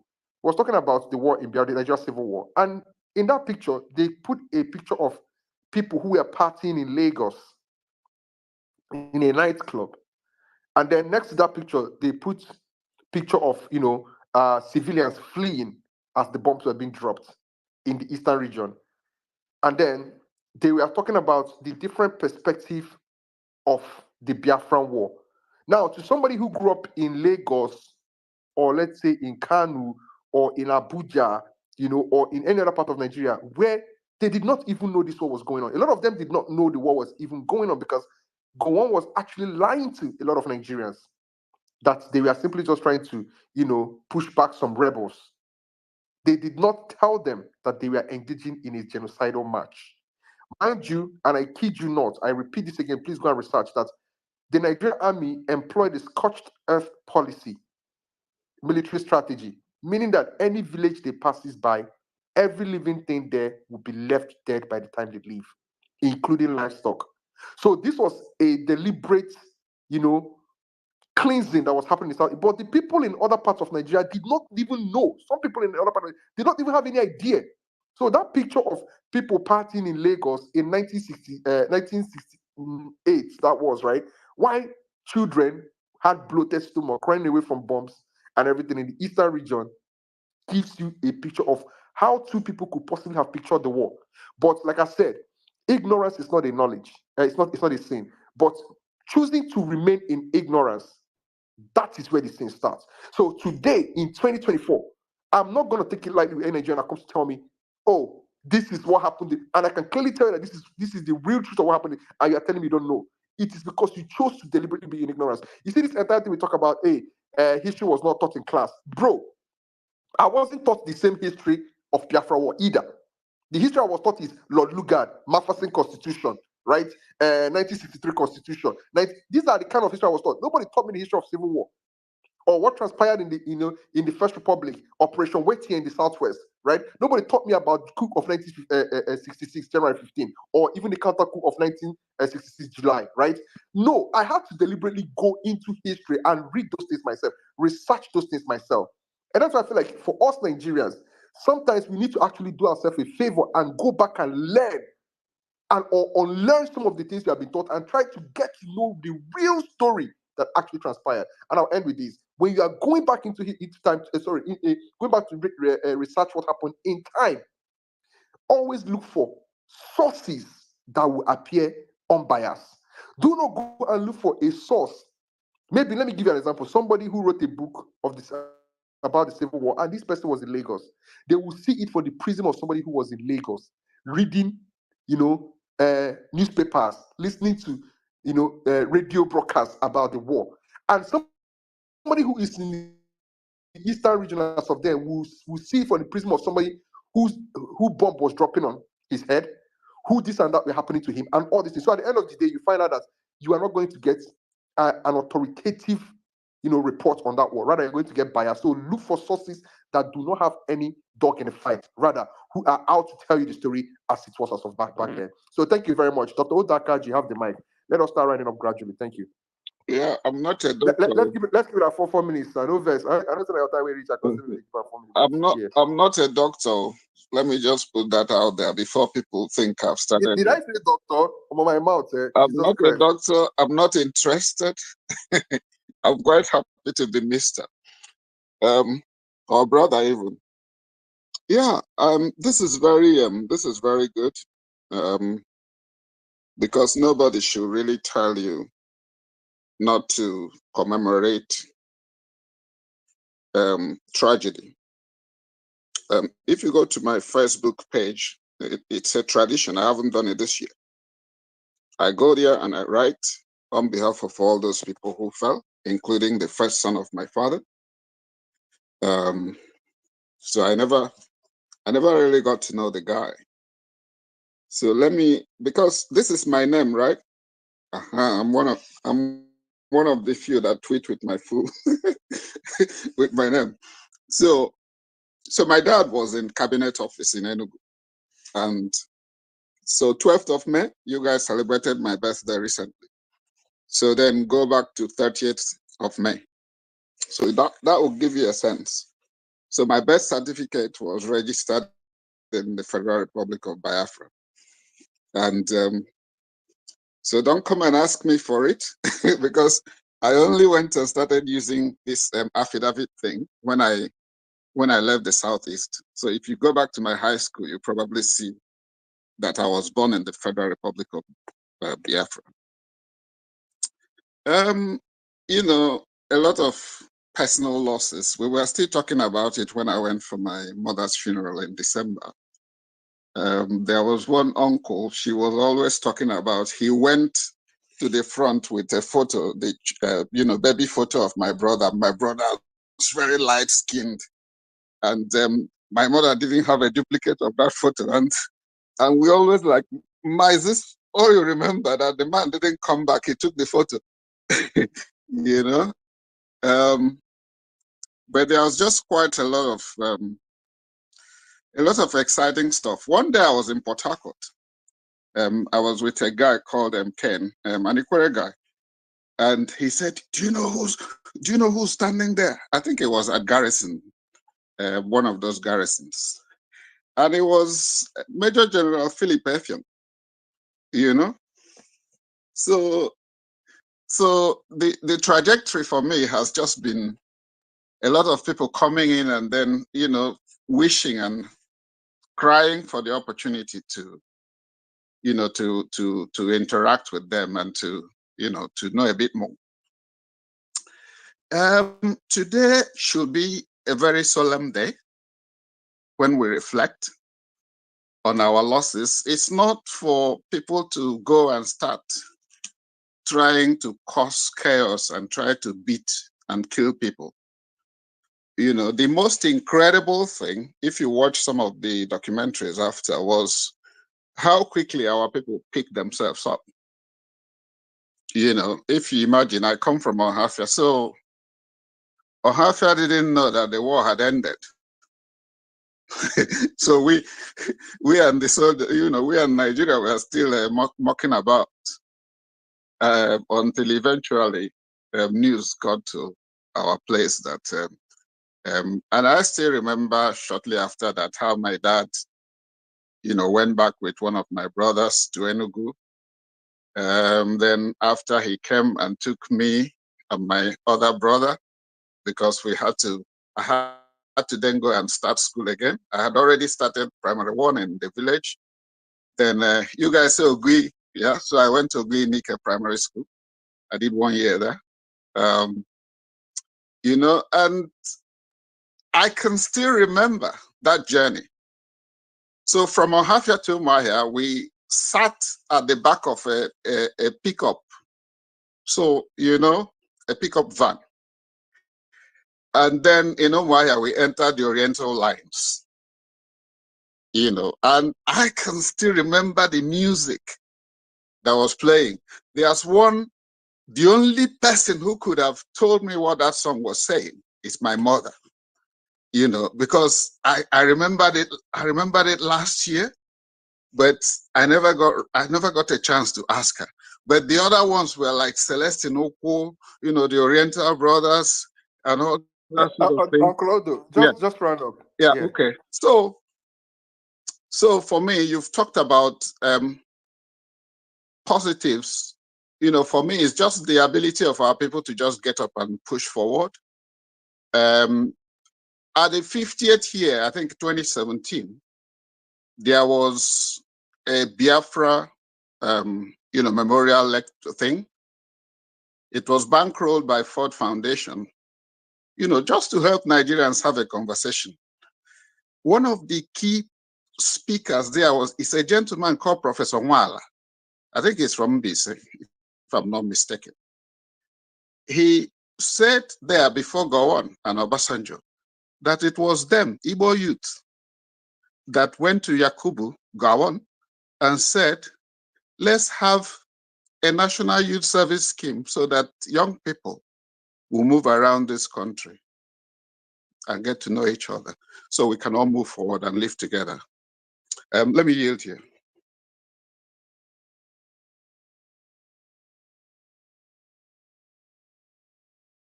Okay, Dr. Oda, are you done? Can everybody hear me? Can anyone hear me? Yeah. Okay. Yes, we Okay. can hear you. We All can right. hear Okay. you. We Okay. can hear you. Meta, go ahead, please. Yes, thank you, Grandmaster, for giving me the mic. Good evening to everybody. Allow me to read a poem to this very special occasion that you are having here, and I'll try to be very quick about it. The title of the poem is Unto Victory. Children of the glorious dead, who for freedom fought and bled, with her banner over you spread, unto victory. Not for stern ambition's prize do our hopes and wishes rise. Lo, our leader from the skies bid us to do or die. Ours is not the tented field. We no earthly weapons wield.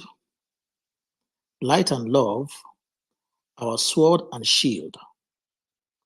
Truth, our panoply. This is proud oppression's hour. Storms are around us. Shall we cower? While beneath a despot's power groans the suffering slave. While on every southern gale comes the helpless captive's tale, and the voice of a woman's wail, and of men's despair. While our homes and rights are there, guarded still with watchful fear, shall we coldly turn our ear from the suppliant's prayer? Never by our country's shame, never by our Savior's claim. To the men of every name, whom he died to save. Onward, then, ye fearless band, heart to heart and hand to hand. Yours shall be the patriot's stand and the martyr's grave. That poem was written by very brave Scottish people that fought to remove themselves from English captivity hundreds and hundreds of years ago. The first time I met a Biafran soldier was actually in my compound in Odoshida in Ondo town. Sometime in 1991, when we went for my father's senior, or my uncle, that's my father's senior brother's burial. I saw this gentleman and my dad was introducing me to all the people there. I thought these were all family, but when I heard his name, I asked my dad, and I saw he had a Yoruba mark. We have this Ondo type of mark. And my dad told me that, no, that man is Igbo. He was actually a Biafran soldier. And because he was married to my auntie, we hid him in our compound. And what did we do? We actually gave him a Yoruba mark. So when the Nigerian soldiers came, he would be identified as a Yoruba person. And it became clear to me. He hid in our compound. And I thought my family did that because he was married to we like to call her Auntie Joke. The truth here is that, and I have always said this across many spaces, the solution to Nigeria problem is that we must recognize our ethnic sovereignty. And if we can only recognize that and enshrine that in our laws, then we can be truly united. Because every ethnic group in Nigeria is a sovereign country of their own. And the bind that we are was not our call. It was a foreign call. And a very ugly, repugnant call, as a matter of fact. I want to use this opportunity to celebrate with you the glorious dead. They are a sign of victory. They are a legacy that you must hold there. And I will not, and I have never condemned your brothers that have been clamoring for Biafra, because here's the truth. Their call is not illegal. It is their remedial right according to law. And until Nigeria will recognize the sovereignty of all the ethnic groups, we will continue to struggle. And I hope that one day, Nigeria will recognize the sovereignty of all ethnic groups so that we can be truly united as a union of sovereign ethnics or a union of sovereign countries. Grandmaster, thank you for giving me the mic. I want to also share my pain with you guys. I will not lie, I don't know what any of you are going through because I have not borne the kind of loss that you've borne. But I hope that one day, when we all realize or achieve our sovereignty, we will look back and celebrate the victory that we have already won. Thank you, Grandmaster. Thank you. Thank you very much, Meta. Thank you so much. Thank you. So let me let Engineer Vin go, and then after that we go to Captain and then Chijoke. Oh, sorry, Engineer Vin, Level Best. Sorry, Level Best, no vex. See, actually, it's supposed to be Level Best going on. Engineer Vin, can you allow Level Best go, please? Because he's been. I just want to deliver a speech. I'm not going to take. Okay, all right. And after, let's go to Level Best here. Yeah, thank you very much, Meta. Thank you for commiserating with us. You can I had a discussion with my HR in 2017 when I was working in a place where the blacks in the United States were kind of oppressed, and I had the courage to go to HR to table to them the inhuman operations we are going through in the company as a senior management. And the HR looked at me and said, "Vincent, I'm sorry. I is a white lady, a Caucasian lady." He said, "I'm sorry, I can only imagine what you people as black people are going through in America. I have not experienced it." So, Meta, thank you very much. It's better imagine than to experience what we Igbos have experienced in Nigeria. Without taking much of our time, I just want to deliver a speech to my late dad and so many other people who fought for Biafra. My speech goes thus. My speech in honor of our fallen Biafran heroes. Today, we gather here to pay homage to the valiant souls who fought and sacrificed for the cause of Biafra. Their unwavering courage, resilience, and unwavering commitment to justice echoes through the annals of history. As we stand on this sacred Twitter space, let us remember their names, their stories, and their indomitable spirit. Number one, struggle for identity. The Biafran War was not merely a conflict over territory. It was a battle for identity, dignity, and self-determination. Our foreign heroes, men, women, children, stood tall against the oppression, tyranny, and the forces that sought to erase our cultural heritage. They believed in dreams of a free Biafran, where Igbo tradition, language, and value would flourish. Number two, at times this sacrifice is made. In the heat of the battle, they faced unimaginable hardship. They endured hunger, displacement, and loss of loved ones. Yet, they pressed forward, fueled by an unyielding love for their land and people. They fought not only with the weapon, but also with their heart, mind, and unwavering faith. The legacy that lives on. Today, we remember Chukwuemeka Odumegwu Ojukwu, the charismatic leader who rallied our forces. We honor the brave soldiers, including my father, who charged into the battle, their voices echoing with the cry of Biafra or death.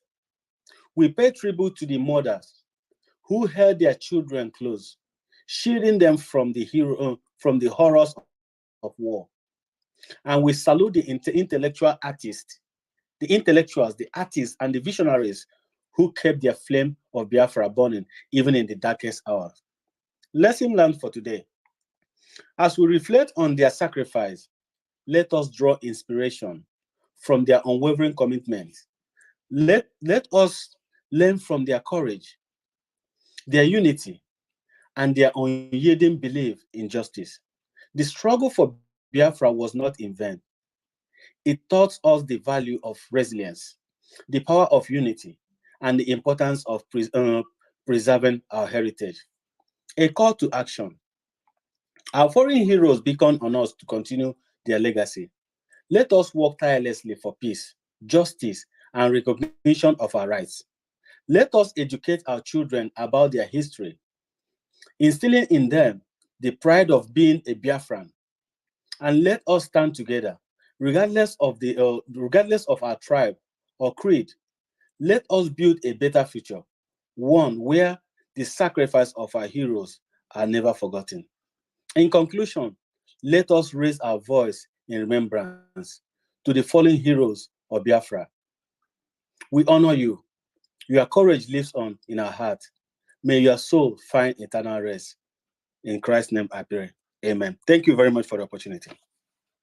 Thank you so much, Engineer Vin, for that. Thank you so much. God bless you. Thank you. Reader Babes, go ahead. Reader Babes, shoot. Abi, you don't date another place now. Reader Babes. All right. Thank you, Grandmaster. Good morning, good afternoon, Wait, good you don't relocate. evening. Sorry, they greet me. Good morning. You don't reach Yankee. Oh, Jesus is good. That one So really. finally, you don't I never relocate. That one is that's a trademark. That's my trademark. Good morning, good afternoon, good evening, depending where you're speaking from. Grandmaster, it's been a while, though. I don't know. He just forgot me in this country. It's not I fair. have to forget you Anyway, by person. I want to thank everyone that's spoken and everyone who has heard for today and has reflected and has given us an insight, of everything that has happened. And the Grandmaster, I heard you when you've been talking about, the importance of history and the agony that, some of us face when we confront a whole lot of people who, for some reasons, have become ignorant of, stories and history that they ought to know.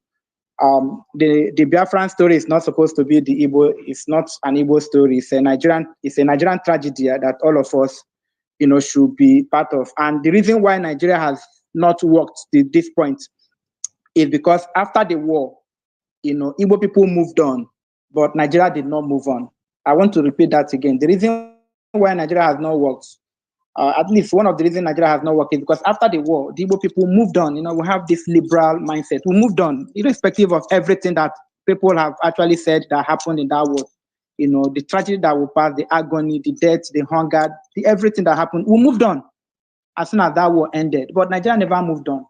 Nigeria is still at war with itself. Nigeria is still at war with Igbo. Still today, I think it was during the Jonathan's administration that Igbo people got some, is it Inspector General or Chief of Army Staff? So, some position in the army, in the police, Igbo people. For how many years did Jonathan's administration? That's to tell you, what actually transpired. Until today, there are certain places that they feel that Igbo man. So Nigeria is still at war with itself. And the reason why most times when we reflect on the Biafran war, it causes a lot of pain because had Nigeria moved on, we could have just looked at it and reflected as a history, as a story that we should tell ourselves. But Nigeria has not moved. So we are still victims and casualties of the war. I think it was J.P. Clark that wrote a poem that he entitled The Casualties of War. I think you can just Google that poem, The Casualties of War. It's a poem that everybody should read. I also would want us to read because I don't have time now. I know that if I had come earlier, I would have said a whole lot. But we are winding up. But I would want everybody who are opportune to be on this space today, go and pick up because I'm involved, the Ojukwu wrote his reflection of everything that happened, his military life, the Biafran War, and the reflection they had while he was in prison, after Buhari, overthrew the Shagari second tenure and put all of them that were participating in the election in prison. So while in prison, he wrote because I was involved.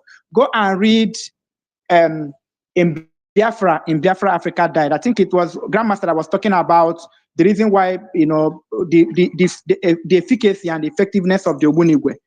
Go and read In Biafra Africa Died by Emefeni Ezian wrote, one of the things he said that one of the reasons why the Biafra was actually refused, like somebody actually alluded to that, was because Ogbunigwe was better, was traveling fast and more disastrous, than its Russian equivalent. You can imagine Soviet Union. Ogbunigwe was better. If you bring the same weapon of Ogbunigwe standard and the Russian, that was a very industrialized nation as at that point, Ogbunigwe was still better. And people said, how can Biafra, if they can manufacture Ogbunigwe during war, if they can manufacture such a weapon, it means if they become a country, they're going to be a threat, to the rest of the world. So go and read that book, In Biafra Africa Died. Read, the African story by Frederick Forsyth, the Biafran story by Frederick Forsyth. These books are important books that we should read. Also, each time I talk about the Biafran Civil War, I talk about the coup and the counter coup. Read Why We Struck by, because oftentimes people don't want to, people noted here, we fought that war. The war was fought in our home, in our land. We experienced it. We are in a better place to tell the story. But those people who live outside where the theaters of war are the ones today who is now trying to tell us that, Igbo people try to do this, or people try to do this, and not just of them. And, I went to school, I read this, I saw a lot of professors who cannot tell you, who doesn't even know when Aburi, I was arguing with a professor who didn't even know when Aburi occurred. That is to tell you how Nigeria, a lot of us are ignorant of what happened. They don't know when Aburi took place. Professor. Yes, I had a professor. I'm telling you, I'm not telling you what I'm telling. We argued. We had to go to another professor to go and argue. I was telling him that Aburi Accord actually occurred before the Biafran War. That Aburi Accord was what should have salvaged the war. Had they agreed on that agreement? People talk about Ojukwu. Ojukwu was never interested in becoming president. He was never interested in dividing Nigeria. He actually, in short, when that happened, because they have not told us what happened to Agi Ironsi, because when Agi Ironsi was killed, nobody knew what happened. And okay, since they have not told us what happened to the head of state, that if there's anybody who should naturally get into that position, it should be, it should be Brigadier Ogundibe. He said Obama was not an Igbo man. Ojukwu was not making the argument that he should be the one. But let us not bore us with those stories of, people have actually alluded and made, giving succinct submission about everything that happened. I grew up with an uncle Chidi, whose hand was chopped off, and he told a story. The mother told a story of how his hand, as a child, they were playing in one of the field in Umuahia, and a bomb, came. As that bomb exploded, the bomb chopped off his hand. So I saw that uncle growing up with one hand. He was the most intelligent person in their family. Brother Ifeanyi told a story of, the mother told a story of in Mbise, because there's a connection between Umuahia and Mbise. In Mbise, there was a bridge there. And as they were trying to pass that bridge, as the Biafran soldiers were coming, they were trying to pass that bridge that night. Thousands of people were on that bridge that night. And there was a decision because if they don't blow that bridge, the Nigerian military was... The bridge was blown right when thousands of people were on top of that bridge, and that bridge collapsed. The debris of that bridge is still there till today for anybody to go and see. Hundreds of people just collapsed in that bridge. And Mami Ifeanyi told the story of it was just escape, like a minute after that bridge was, they exploded that bridge so that the Biafran thing can. I told the story of how when the Nigerian soldiers got to University Town, the village the community had actually fled. This community has actually fled. They made a bonfire. The Biafran soldiers entered there. There was no human. They made a bonfire of the library. The UN library, the University of Nigeria and Soka had the best library collection in West Africa. The Nigerian soldiers made a bonfire of that. So the war against the Biafra was not a war to say, we just want to fight them. Say something. There was a discussion that was had, we had with Ahmad Bello, And Ahmad Bello Nnamdi Azikiwe said, "Oh, let us forget our difference." It's a very common, everybody knows. They were discussing, build up independence. So let us forget our differences. Let us just forget our differences and build a nation that. And Ahmad Bello told him, "No, we cannot forget our differences. We have to. I'm a Northerner. I'm a Muslim. I don't have the same culture with you. We should recognize our differences and see how." But as pragmatic as that statement is, for me, what Ahmad Bello said was very pragmatic. We should not forget. But what Nnamdi Azikiwe said is a reflection of the mindset of an Igbo man. An Igbo man is a detribalized person. He's somebody who does not want to look at, oh, you're from this tribe, you're from this region. How do we move? As emotional as that statement that Nnamdi Azikiwe made looks, it's a reflection of how the Igbo man operates and how he thinks. A story was told of how Igbo people who lived in the north in Sokoto, in Kano, built schools in where they built community schools where other people could attend. I don't want to talk about the Igbo entrepreneurial story because people have talked about that. But I think as Igbo people, the reason why we say these things with emotions is because Nigeria has not moved on. Had Nigeria moved on, all of us will look at it and reflect and say, this is part of our history. It's supposed to be a Nigerian story, but Nigeria has not, and that is the burden, that is the agony that all of us face today. And every one of us today are victims. We are victims of that war. We are casualties of a war that was fought years and years when some of us, we are not born. And the reflection of what we have today is the war stares us on the face. When you wake up and you tell, as an Igbo man, your houses are being destroyed in every part of Nigeria. And when you're an Igbo man, they tell you cannot live in this place, you cannot become this position. And when you're an Igbo man, they tag you one name or the other. Nigeria has not moved on. And because Nigeria has not moved on, Nigeria is sleeping on its progress. The reason Nigeria have not moved on is because Nigeria has refused to recognize an important part of it that is built to progress Nigeria. And because of us, all of us have become victims. So irrespective of whether you're an Igbo man, you're an Hausa, you're Yoruba, you're a Muslim, it doesn't matter. The fact that Nigeria has not moved on, we cannot move on because there's an Igbo adage, see, onye jimad n'ala jonwe. Because Nigeria is still holding us on the ground. Nigeria is still on the ground and we are still on the ground. And that is the saddest story and the reality of the Nigerian story. So I want to salute, all our heroes past. And I also want to salute all those who are still holding the fire. And we are praying and hoping for a day that Nigeria, we realize the wrongs he has done to itself and perhaps stand up to be a greater nation. And if that day didn't come, let Nigeria disintegrate and let every nation that comprises Nigeria, have the future that they want and be able to build, the future that they want. So just reflect on all those books as I asked you to. If you've not read, just go and read them. Also Google Herbert Ekwekwe. Herbert Ekwekwe is one man that you would love to actually hear and read from. So I thank all of you who have actually contributed this evening, who I'm Grandmaster for holding this space. It's a very emotional one, for a lot of us and we Igbos. And I will pray and hope that Nigeria will become better one day. And all of us will have, a time when we will tell this history, and it becomes something that is something can celebrate one day. So thank you everyone here. I rest my case. Grandmaster, I beg, let Amiku talk. Thank you so much. I appreciate All right, my brother. Thank you so much. Real Ever Best, the fire brand. It's always a pleasure having you in the space. Your knowledge, man, it's off the charts. Thank you very much.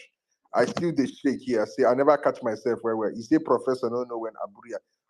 The level of stupidity that exists in Nigeria is off the chart. I'm sorry to say this, In fact, if I say don't reach point, if I engage in Nigeria, you go pay me. I swear to God, you go pay me. Because I don't understand it. You will understand what I'm talking about when you host a space that is based on historical context, and you see the type of takes that people will be giving you in the comment section. You will shed a tear for this country. But anyway, I'm not here to to school anybody, or to teach anybody anything. Make everybody carry out where they go. I beg, let me go to Chijok and then Captain will end the space for us. Thank you very much. Chijok, you have the mic. Let's keep it at 4 minutes, my brother. Yeah, good evening, Grandmaster. Good evening, everyone. Igbo kwezu kwenu, Biafra kwenu. I just, it's been an amazing space. A lot of things have been said, a lot of good submissions, and I'm glad, I joined the space and I listened. I think it was such a good thing for Grandmaster and whoever else came up with the space to do today. That is the Bịafra Remembrance Day, for us to just come here and talk about history, talk about our history, and it's a shame that it's only been done on a Twitter space, and this is something that should be national. It's something that should be on the mainstream media. It's something that should be broadcast, worldwide, as a history of not just Biafra, but as Nigeria as a whole. But unfortunately, we are where we are. And, I can only hope that one day we get to that place where they realize that, trying to keep this quiet will always, in a way, not, well, number one, it won't work. And number two, end up manifesting itself in more uglier ways that, doesn't suit anyone in any way, shape, or form. When you look at people have mentioned about the Jews, Israel, the Holocaust in Germany. Some people might not know there's two big architectural places. There's a museum and then there's a tower that's just built for the remembrance. I'm talking about in Germany, not in Israel. In Germany itself, there's in the capital of Germany, there's a big tower built to the remembrance of the Holocaust and the Jewish war, the war against the genocide against the Jews. There's and then you've got a museum as well in Germany. So it's just to show you that these things, when you try to maybe run away from your history, whichever side you're on, it doesn't favor anyone. It doesn't favor either side.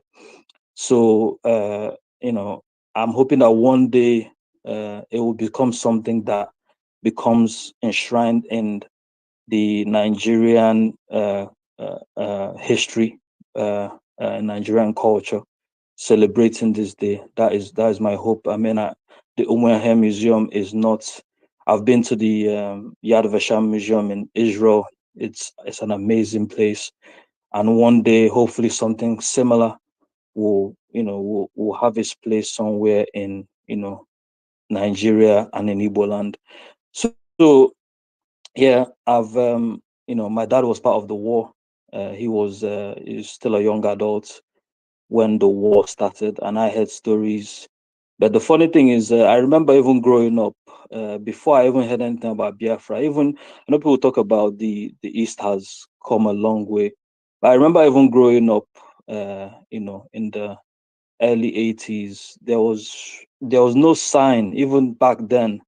For me anyway, I didn't know. If you told me as a little child that a war was fought, in that region, I wouldn't even know. There was no sign of it. So even as far back as then, the East had shown amazing recovery from something that was clearly, regardless of what anyone wants to say, something was clearly a genocidal one, that we only get to hear it really in stories and in tales and in videos, that we don't get to see the devastation anymore is a miracle, and it's a real testament to the real, you know, uh, you know, never say die of the Biafran spirit and the Igbo man spirit, and it's something that every single, Igbo man and Biafran should be proud of, how far we have come, and then when you hear the story, it's also something that, yes, yeah, I'll round up in a minute.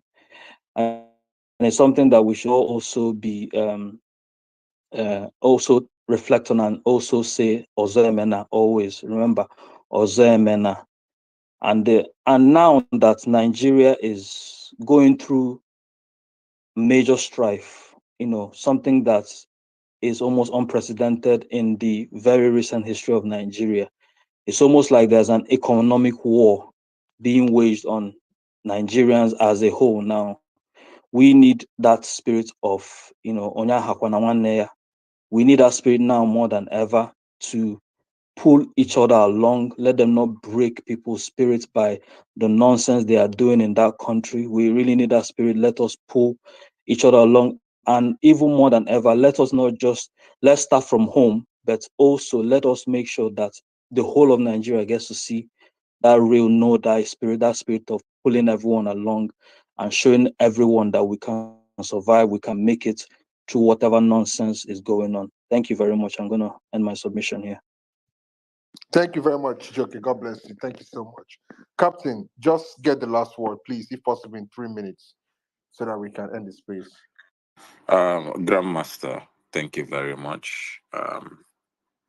You are a true son of the soil, and may posterity and the future in front of you be a blessed one, because you are the only person who have proved. I have just been observing today who will open this space and talk about their people today, and you have done justice to that. First of all, we will use this opportunity to um, say thank you to Chukwu Okike Abiyama, the creator of all things, the great God of our ancestors. I will also use this opportunity to greet Ndegede and Ndembo, our great ancestors, who have stood the test of time, that we today might be able to germinate. And we did not germinate like trees, we germinated like Iroko trees, to be seen from the heights of the seven seas and the seas of seven seas. And today, because of them, we know what is called mathematics. We know what is called English. We know what is called chemistry. We are actually competing with everybody from every walks of life. And we were crowned as Ndi Igbo, people of the old, that we say that may their very soul, may God, may Chukwu Okike Abiyama rest their very soul. Today is Bịafra Remembrance Day.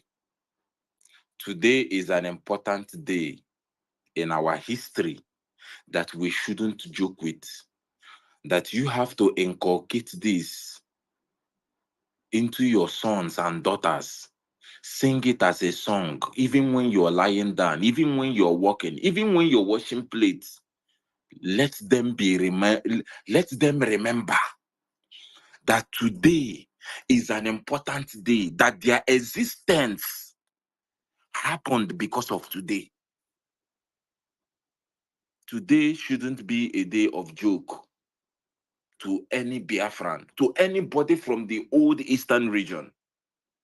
Not only Igbos, whether you're Ishikirio, you're Ijo, you're Kalabari, you're Ibibio, whoever you are from the old Eastern region, today is that day that your ancestors gave their life. Whether your ancestors fought the war or they didn't fight the war, but today they endured the reason why you have all the alacrity to be in existence.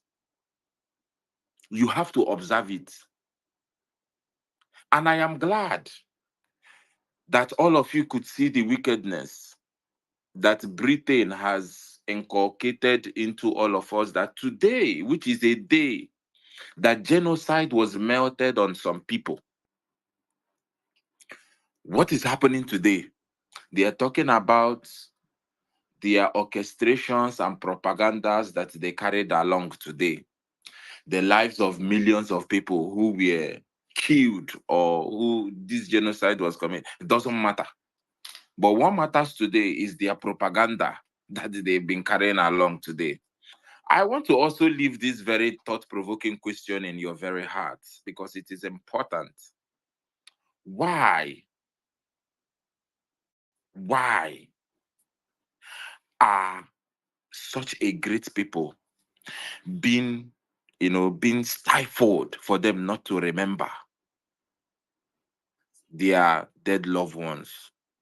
Why is Britain stifling it?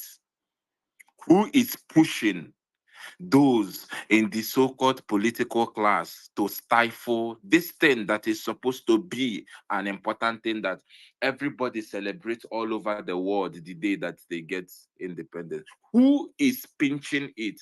Who is doing it? Are we that peasants to the British monarchy or whatever they are? We want to remind them that we are that seed that they try to destroy. We are that seed that they try to bury in the dark. But guess what? The blood of our ancestors was the greatest fertilizer that grew us, that Ndibo is all over the world in droves and in numbers. If for any reason there should be a spirit that will touch the heart of Ndibo to have one mind and one movement, we can take all over the world in a go, because we are one people who in fact, any place you go to and you don't see an Igbo man, that land is cursed. So today is an important day. And I congratulate everybody because the sit at home was a worldwide thing. It was not just in Nigeria. I closed my company down today. None of my clients was attended to. I sat my ass in my house. So nobody can say, oh, you're living abroad. Were you sitting at home? Yes, I sat at home today. Because those people who give their life for we to be here, they are not fools. So, Grandmaster, I don't want to come and start going back to history after history. What happened and what did not happen? Thank you very much. You have made our day. You have made our day. You have made our day. May your name never be forgotten. And may you live long to see Biafra. You will live long. You see this victory that we are shouting every time, this freedom we are shouting every time, this freedom, the day when it go come.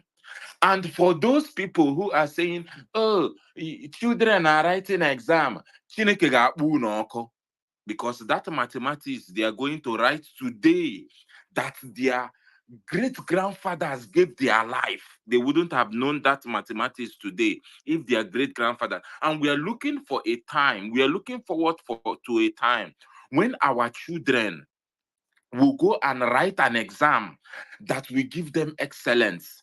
Not they will go and study mathematics and study English and be everything they want to be. They can't have good road, good electricity, and the rest of them.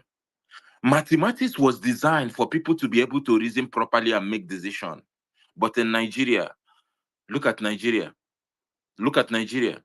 Does it look like a place where people study mathematics? Does Nigeria look like a place where people study mathematics? We are being woken up. And we will use this opportunity not to also forget our brother who is also giving his life, Mazen Nnamdi Kanu. He is the hero of our time. He is a legend. And legend would always live.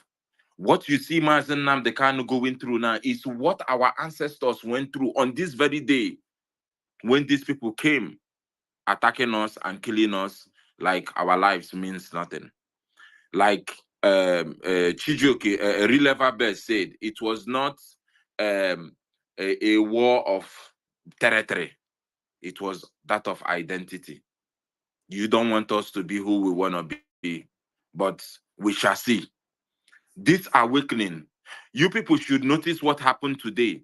Right from in the morning, it was as if this Biafra Remembrance Day meant nothing. But today, even all the bloggers and influencers who are Igbo are talking about it today, are remembering their ancestors. Is it not something that some of you are supposed to be clapping about? Has it happened before? It has never happened before. Hit your chest and say, I'm a proud Igbo. Whether you're Ibibio, you're Ikwe, wherever you are from, we are proud of you because your ancestors put in the best. And when the time comes, victory will be ours. Grandmaster, thank you, and thank you very much. I don't know how to say it, but it is emotional. You are more than a friend right now, and You can never do no wrong. We are brothers. Whatever wrong we do, we can always, bypass it, because you are the only one today. You are the only one who remembered to talk about your ancestors using your platform on space. You are the only one. I will also use the opportunity to thank everybody who have been tweeting. All of you who have been tweeting and talking about it, you are the best. You are the best. May God continue to bless you. But Grandmaster, you are the only one who understand that I am a proud son of Igbo. I'm going to talk about it. I don't give a fuck about anybody, and you open space and you're talking about it. May everything that you wish for be granted to you by Chukwuka Abiyama. Ise, good night. Thank you very much, my brother, Captain Chukwu. Let me tell you guys this. For those who don't know me very well, Grant, I beg, I see sell market before you close. Smokey, okay, just tell her 1 minute, man. Okay. Thank you very much. See, Captain, thank you very much for saying what you are saying. Right? This is why whenever Grant calls, I come running. Because he's the only one who has shown that desire to stand for the Igbo people, for the Igbo cause, and that which is important to the Igbo. And whenever he calls, no matter how much we fall, no matter how much I will disagree with him, whenever he calls, I will run coming. Now, to the rest of us, please, I want one thing to come out from today. There is one of our brothers who has taken it upon himself to start a movement to unify Ndi Igbo. The name of his page is Namen TV. And he has been going around to Igbo communities trying to sensitize them, especially the ones that have been cut into other regions and other states who are going through hell. And right now, his focus is on Isobo in Calabar. Those people do not have water, and he is trying to give them water. I know a lot of you would have seen it. I just want to please beg you, whatever you can help him with, help him. If you can help him with liking, retweeting, sharing, do that.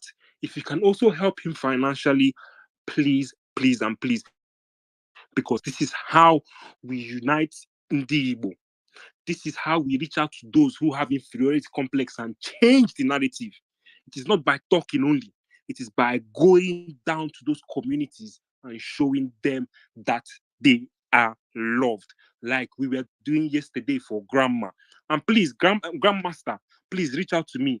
How much have you raised for Grandma and how much is the balance? Please let me know so that I can top it off like I promised you tomorrow.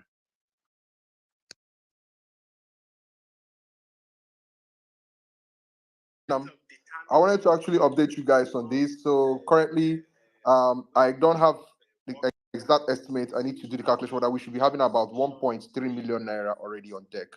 All right, about 1.3 million naira. So Grant, if you need anything extra, please let me know. I'm okay, here. I know you now. I beg. Yes, me, I don't need money. I don't need shisha at all. Even take over, I don't need from anybody. But No, for it's now, for Grandma. That's what I'm saying. If okay, you no, need no, no, no. anything for Everything that, is under control. So today there was not much you could do for her. The only thing we were able to do was to go and buy some food items like yam, rice, beans, soap, and everything in between, and then hand it over to her and 10,000 naira because there was nothing we could do today in terms of the limited movement that is in the in the southeast today. So tomorrow the tracking of her, where she originally comes from will begin. So I'm already in contact with the guys who are gonna go for the the thing tomorrow. So yeah, tomorrow I'm gonna update everyone on this. That's not a problem. So let me end with this. See guys, just like Captain said, I am not the type of person that look for people validation. Like I keep saying, if you think you can shout me down, shame me, you are deceiving yourself. Hmm? That was why I was very, very surprised when I came to Twitter Nigeria. A lot of Igbos were cowering because they were being called IPOB. Whenever they raise their voice, they are shouted down in voice of IPOB. Oh, guy, you're wasting your time if you think I'm the one. Whatever I decide to adopt is my full chest. No force on earth in the heavens or underneath the earth can make me change what I decide to adopt. So, like I said, if I decide today to be called an IPOB member, not what you going to do about them. You only cry about them. You go call me the IPOB retire. If I decide to be a Biafran, call myself a Biafran, there's nothing you can do about it. I've told this thing to multiple people. You simply are wasting your time, or you are hurting yourself, matter of fact. So if I decide to, open this space, I can open this space a million times if I want. I don't give a damn what anybody thinks about it. So today I open this space to honor my people. Anybody who thinks, oh, it's provocative, or guy, you don't know who you are. Simple. The name Biafra precedes Nigeria. Hmm?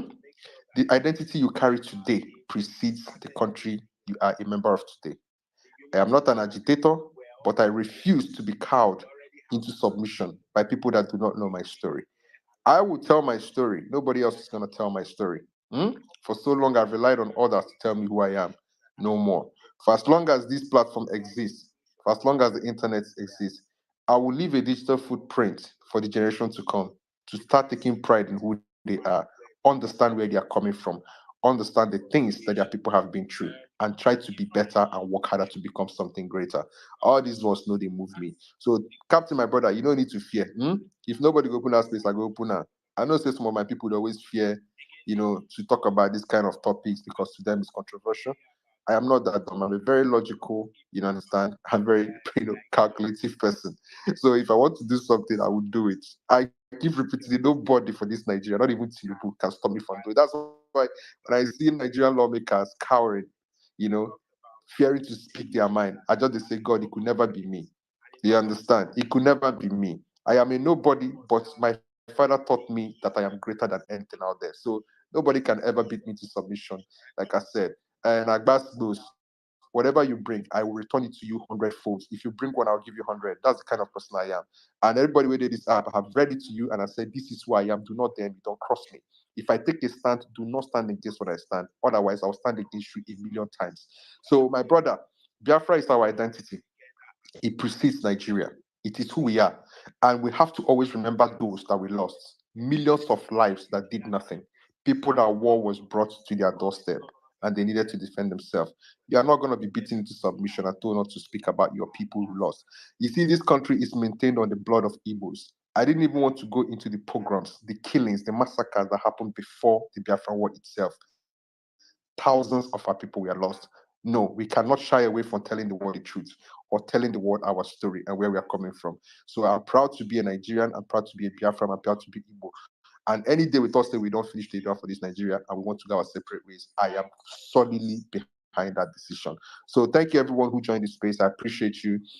Thank you. Maybe another time we have to discuss these things. Smokey, thank you so much for co-hosting. Mr. Fact, I see you, my brother. I see you, Real Best, and everybody who came.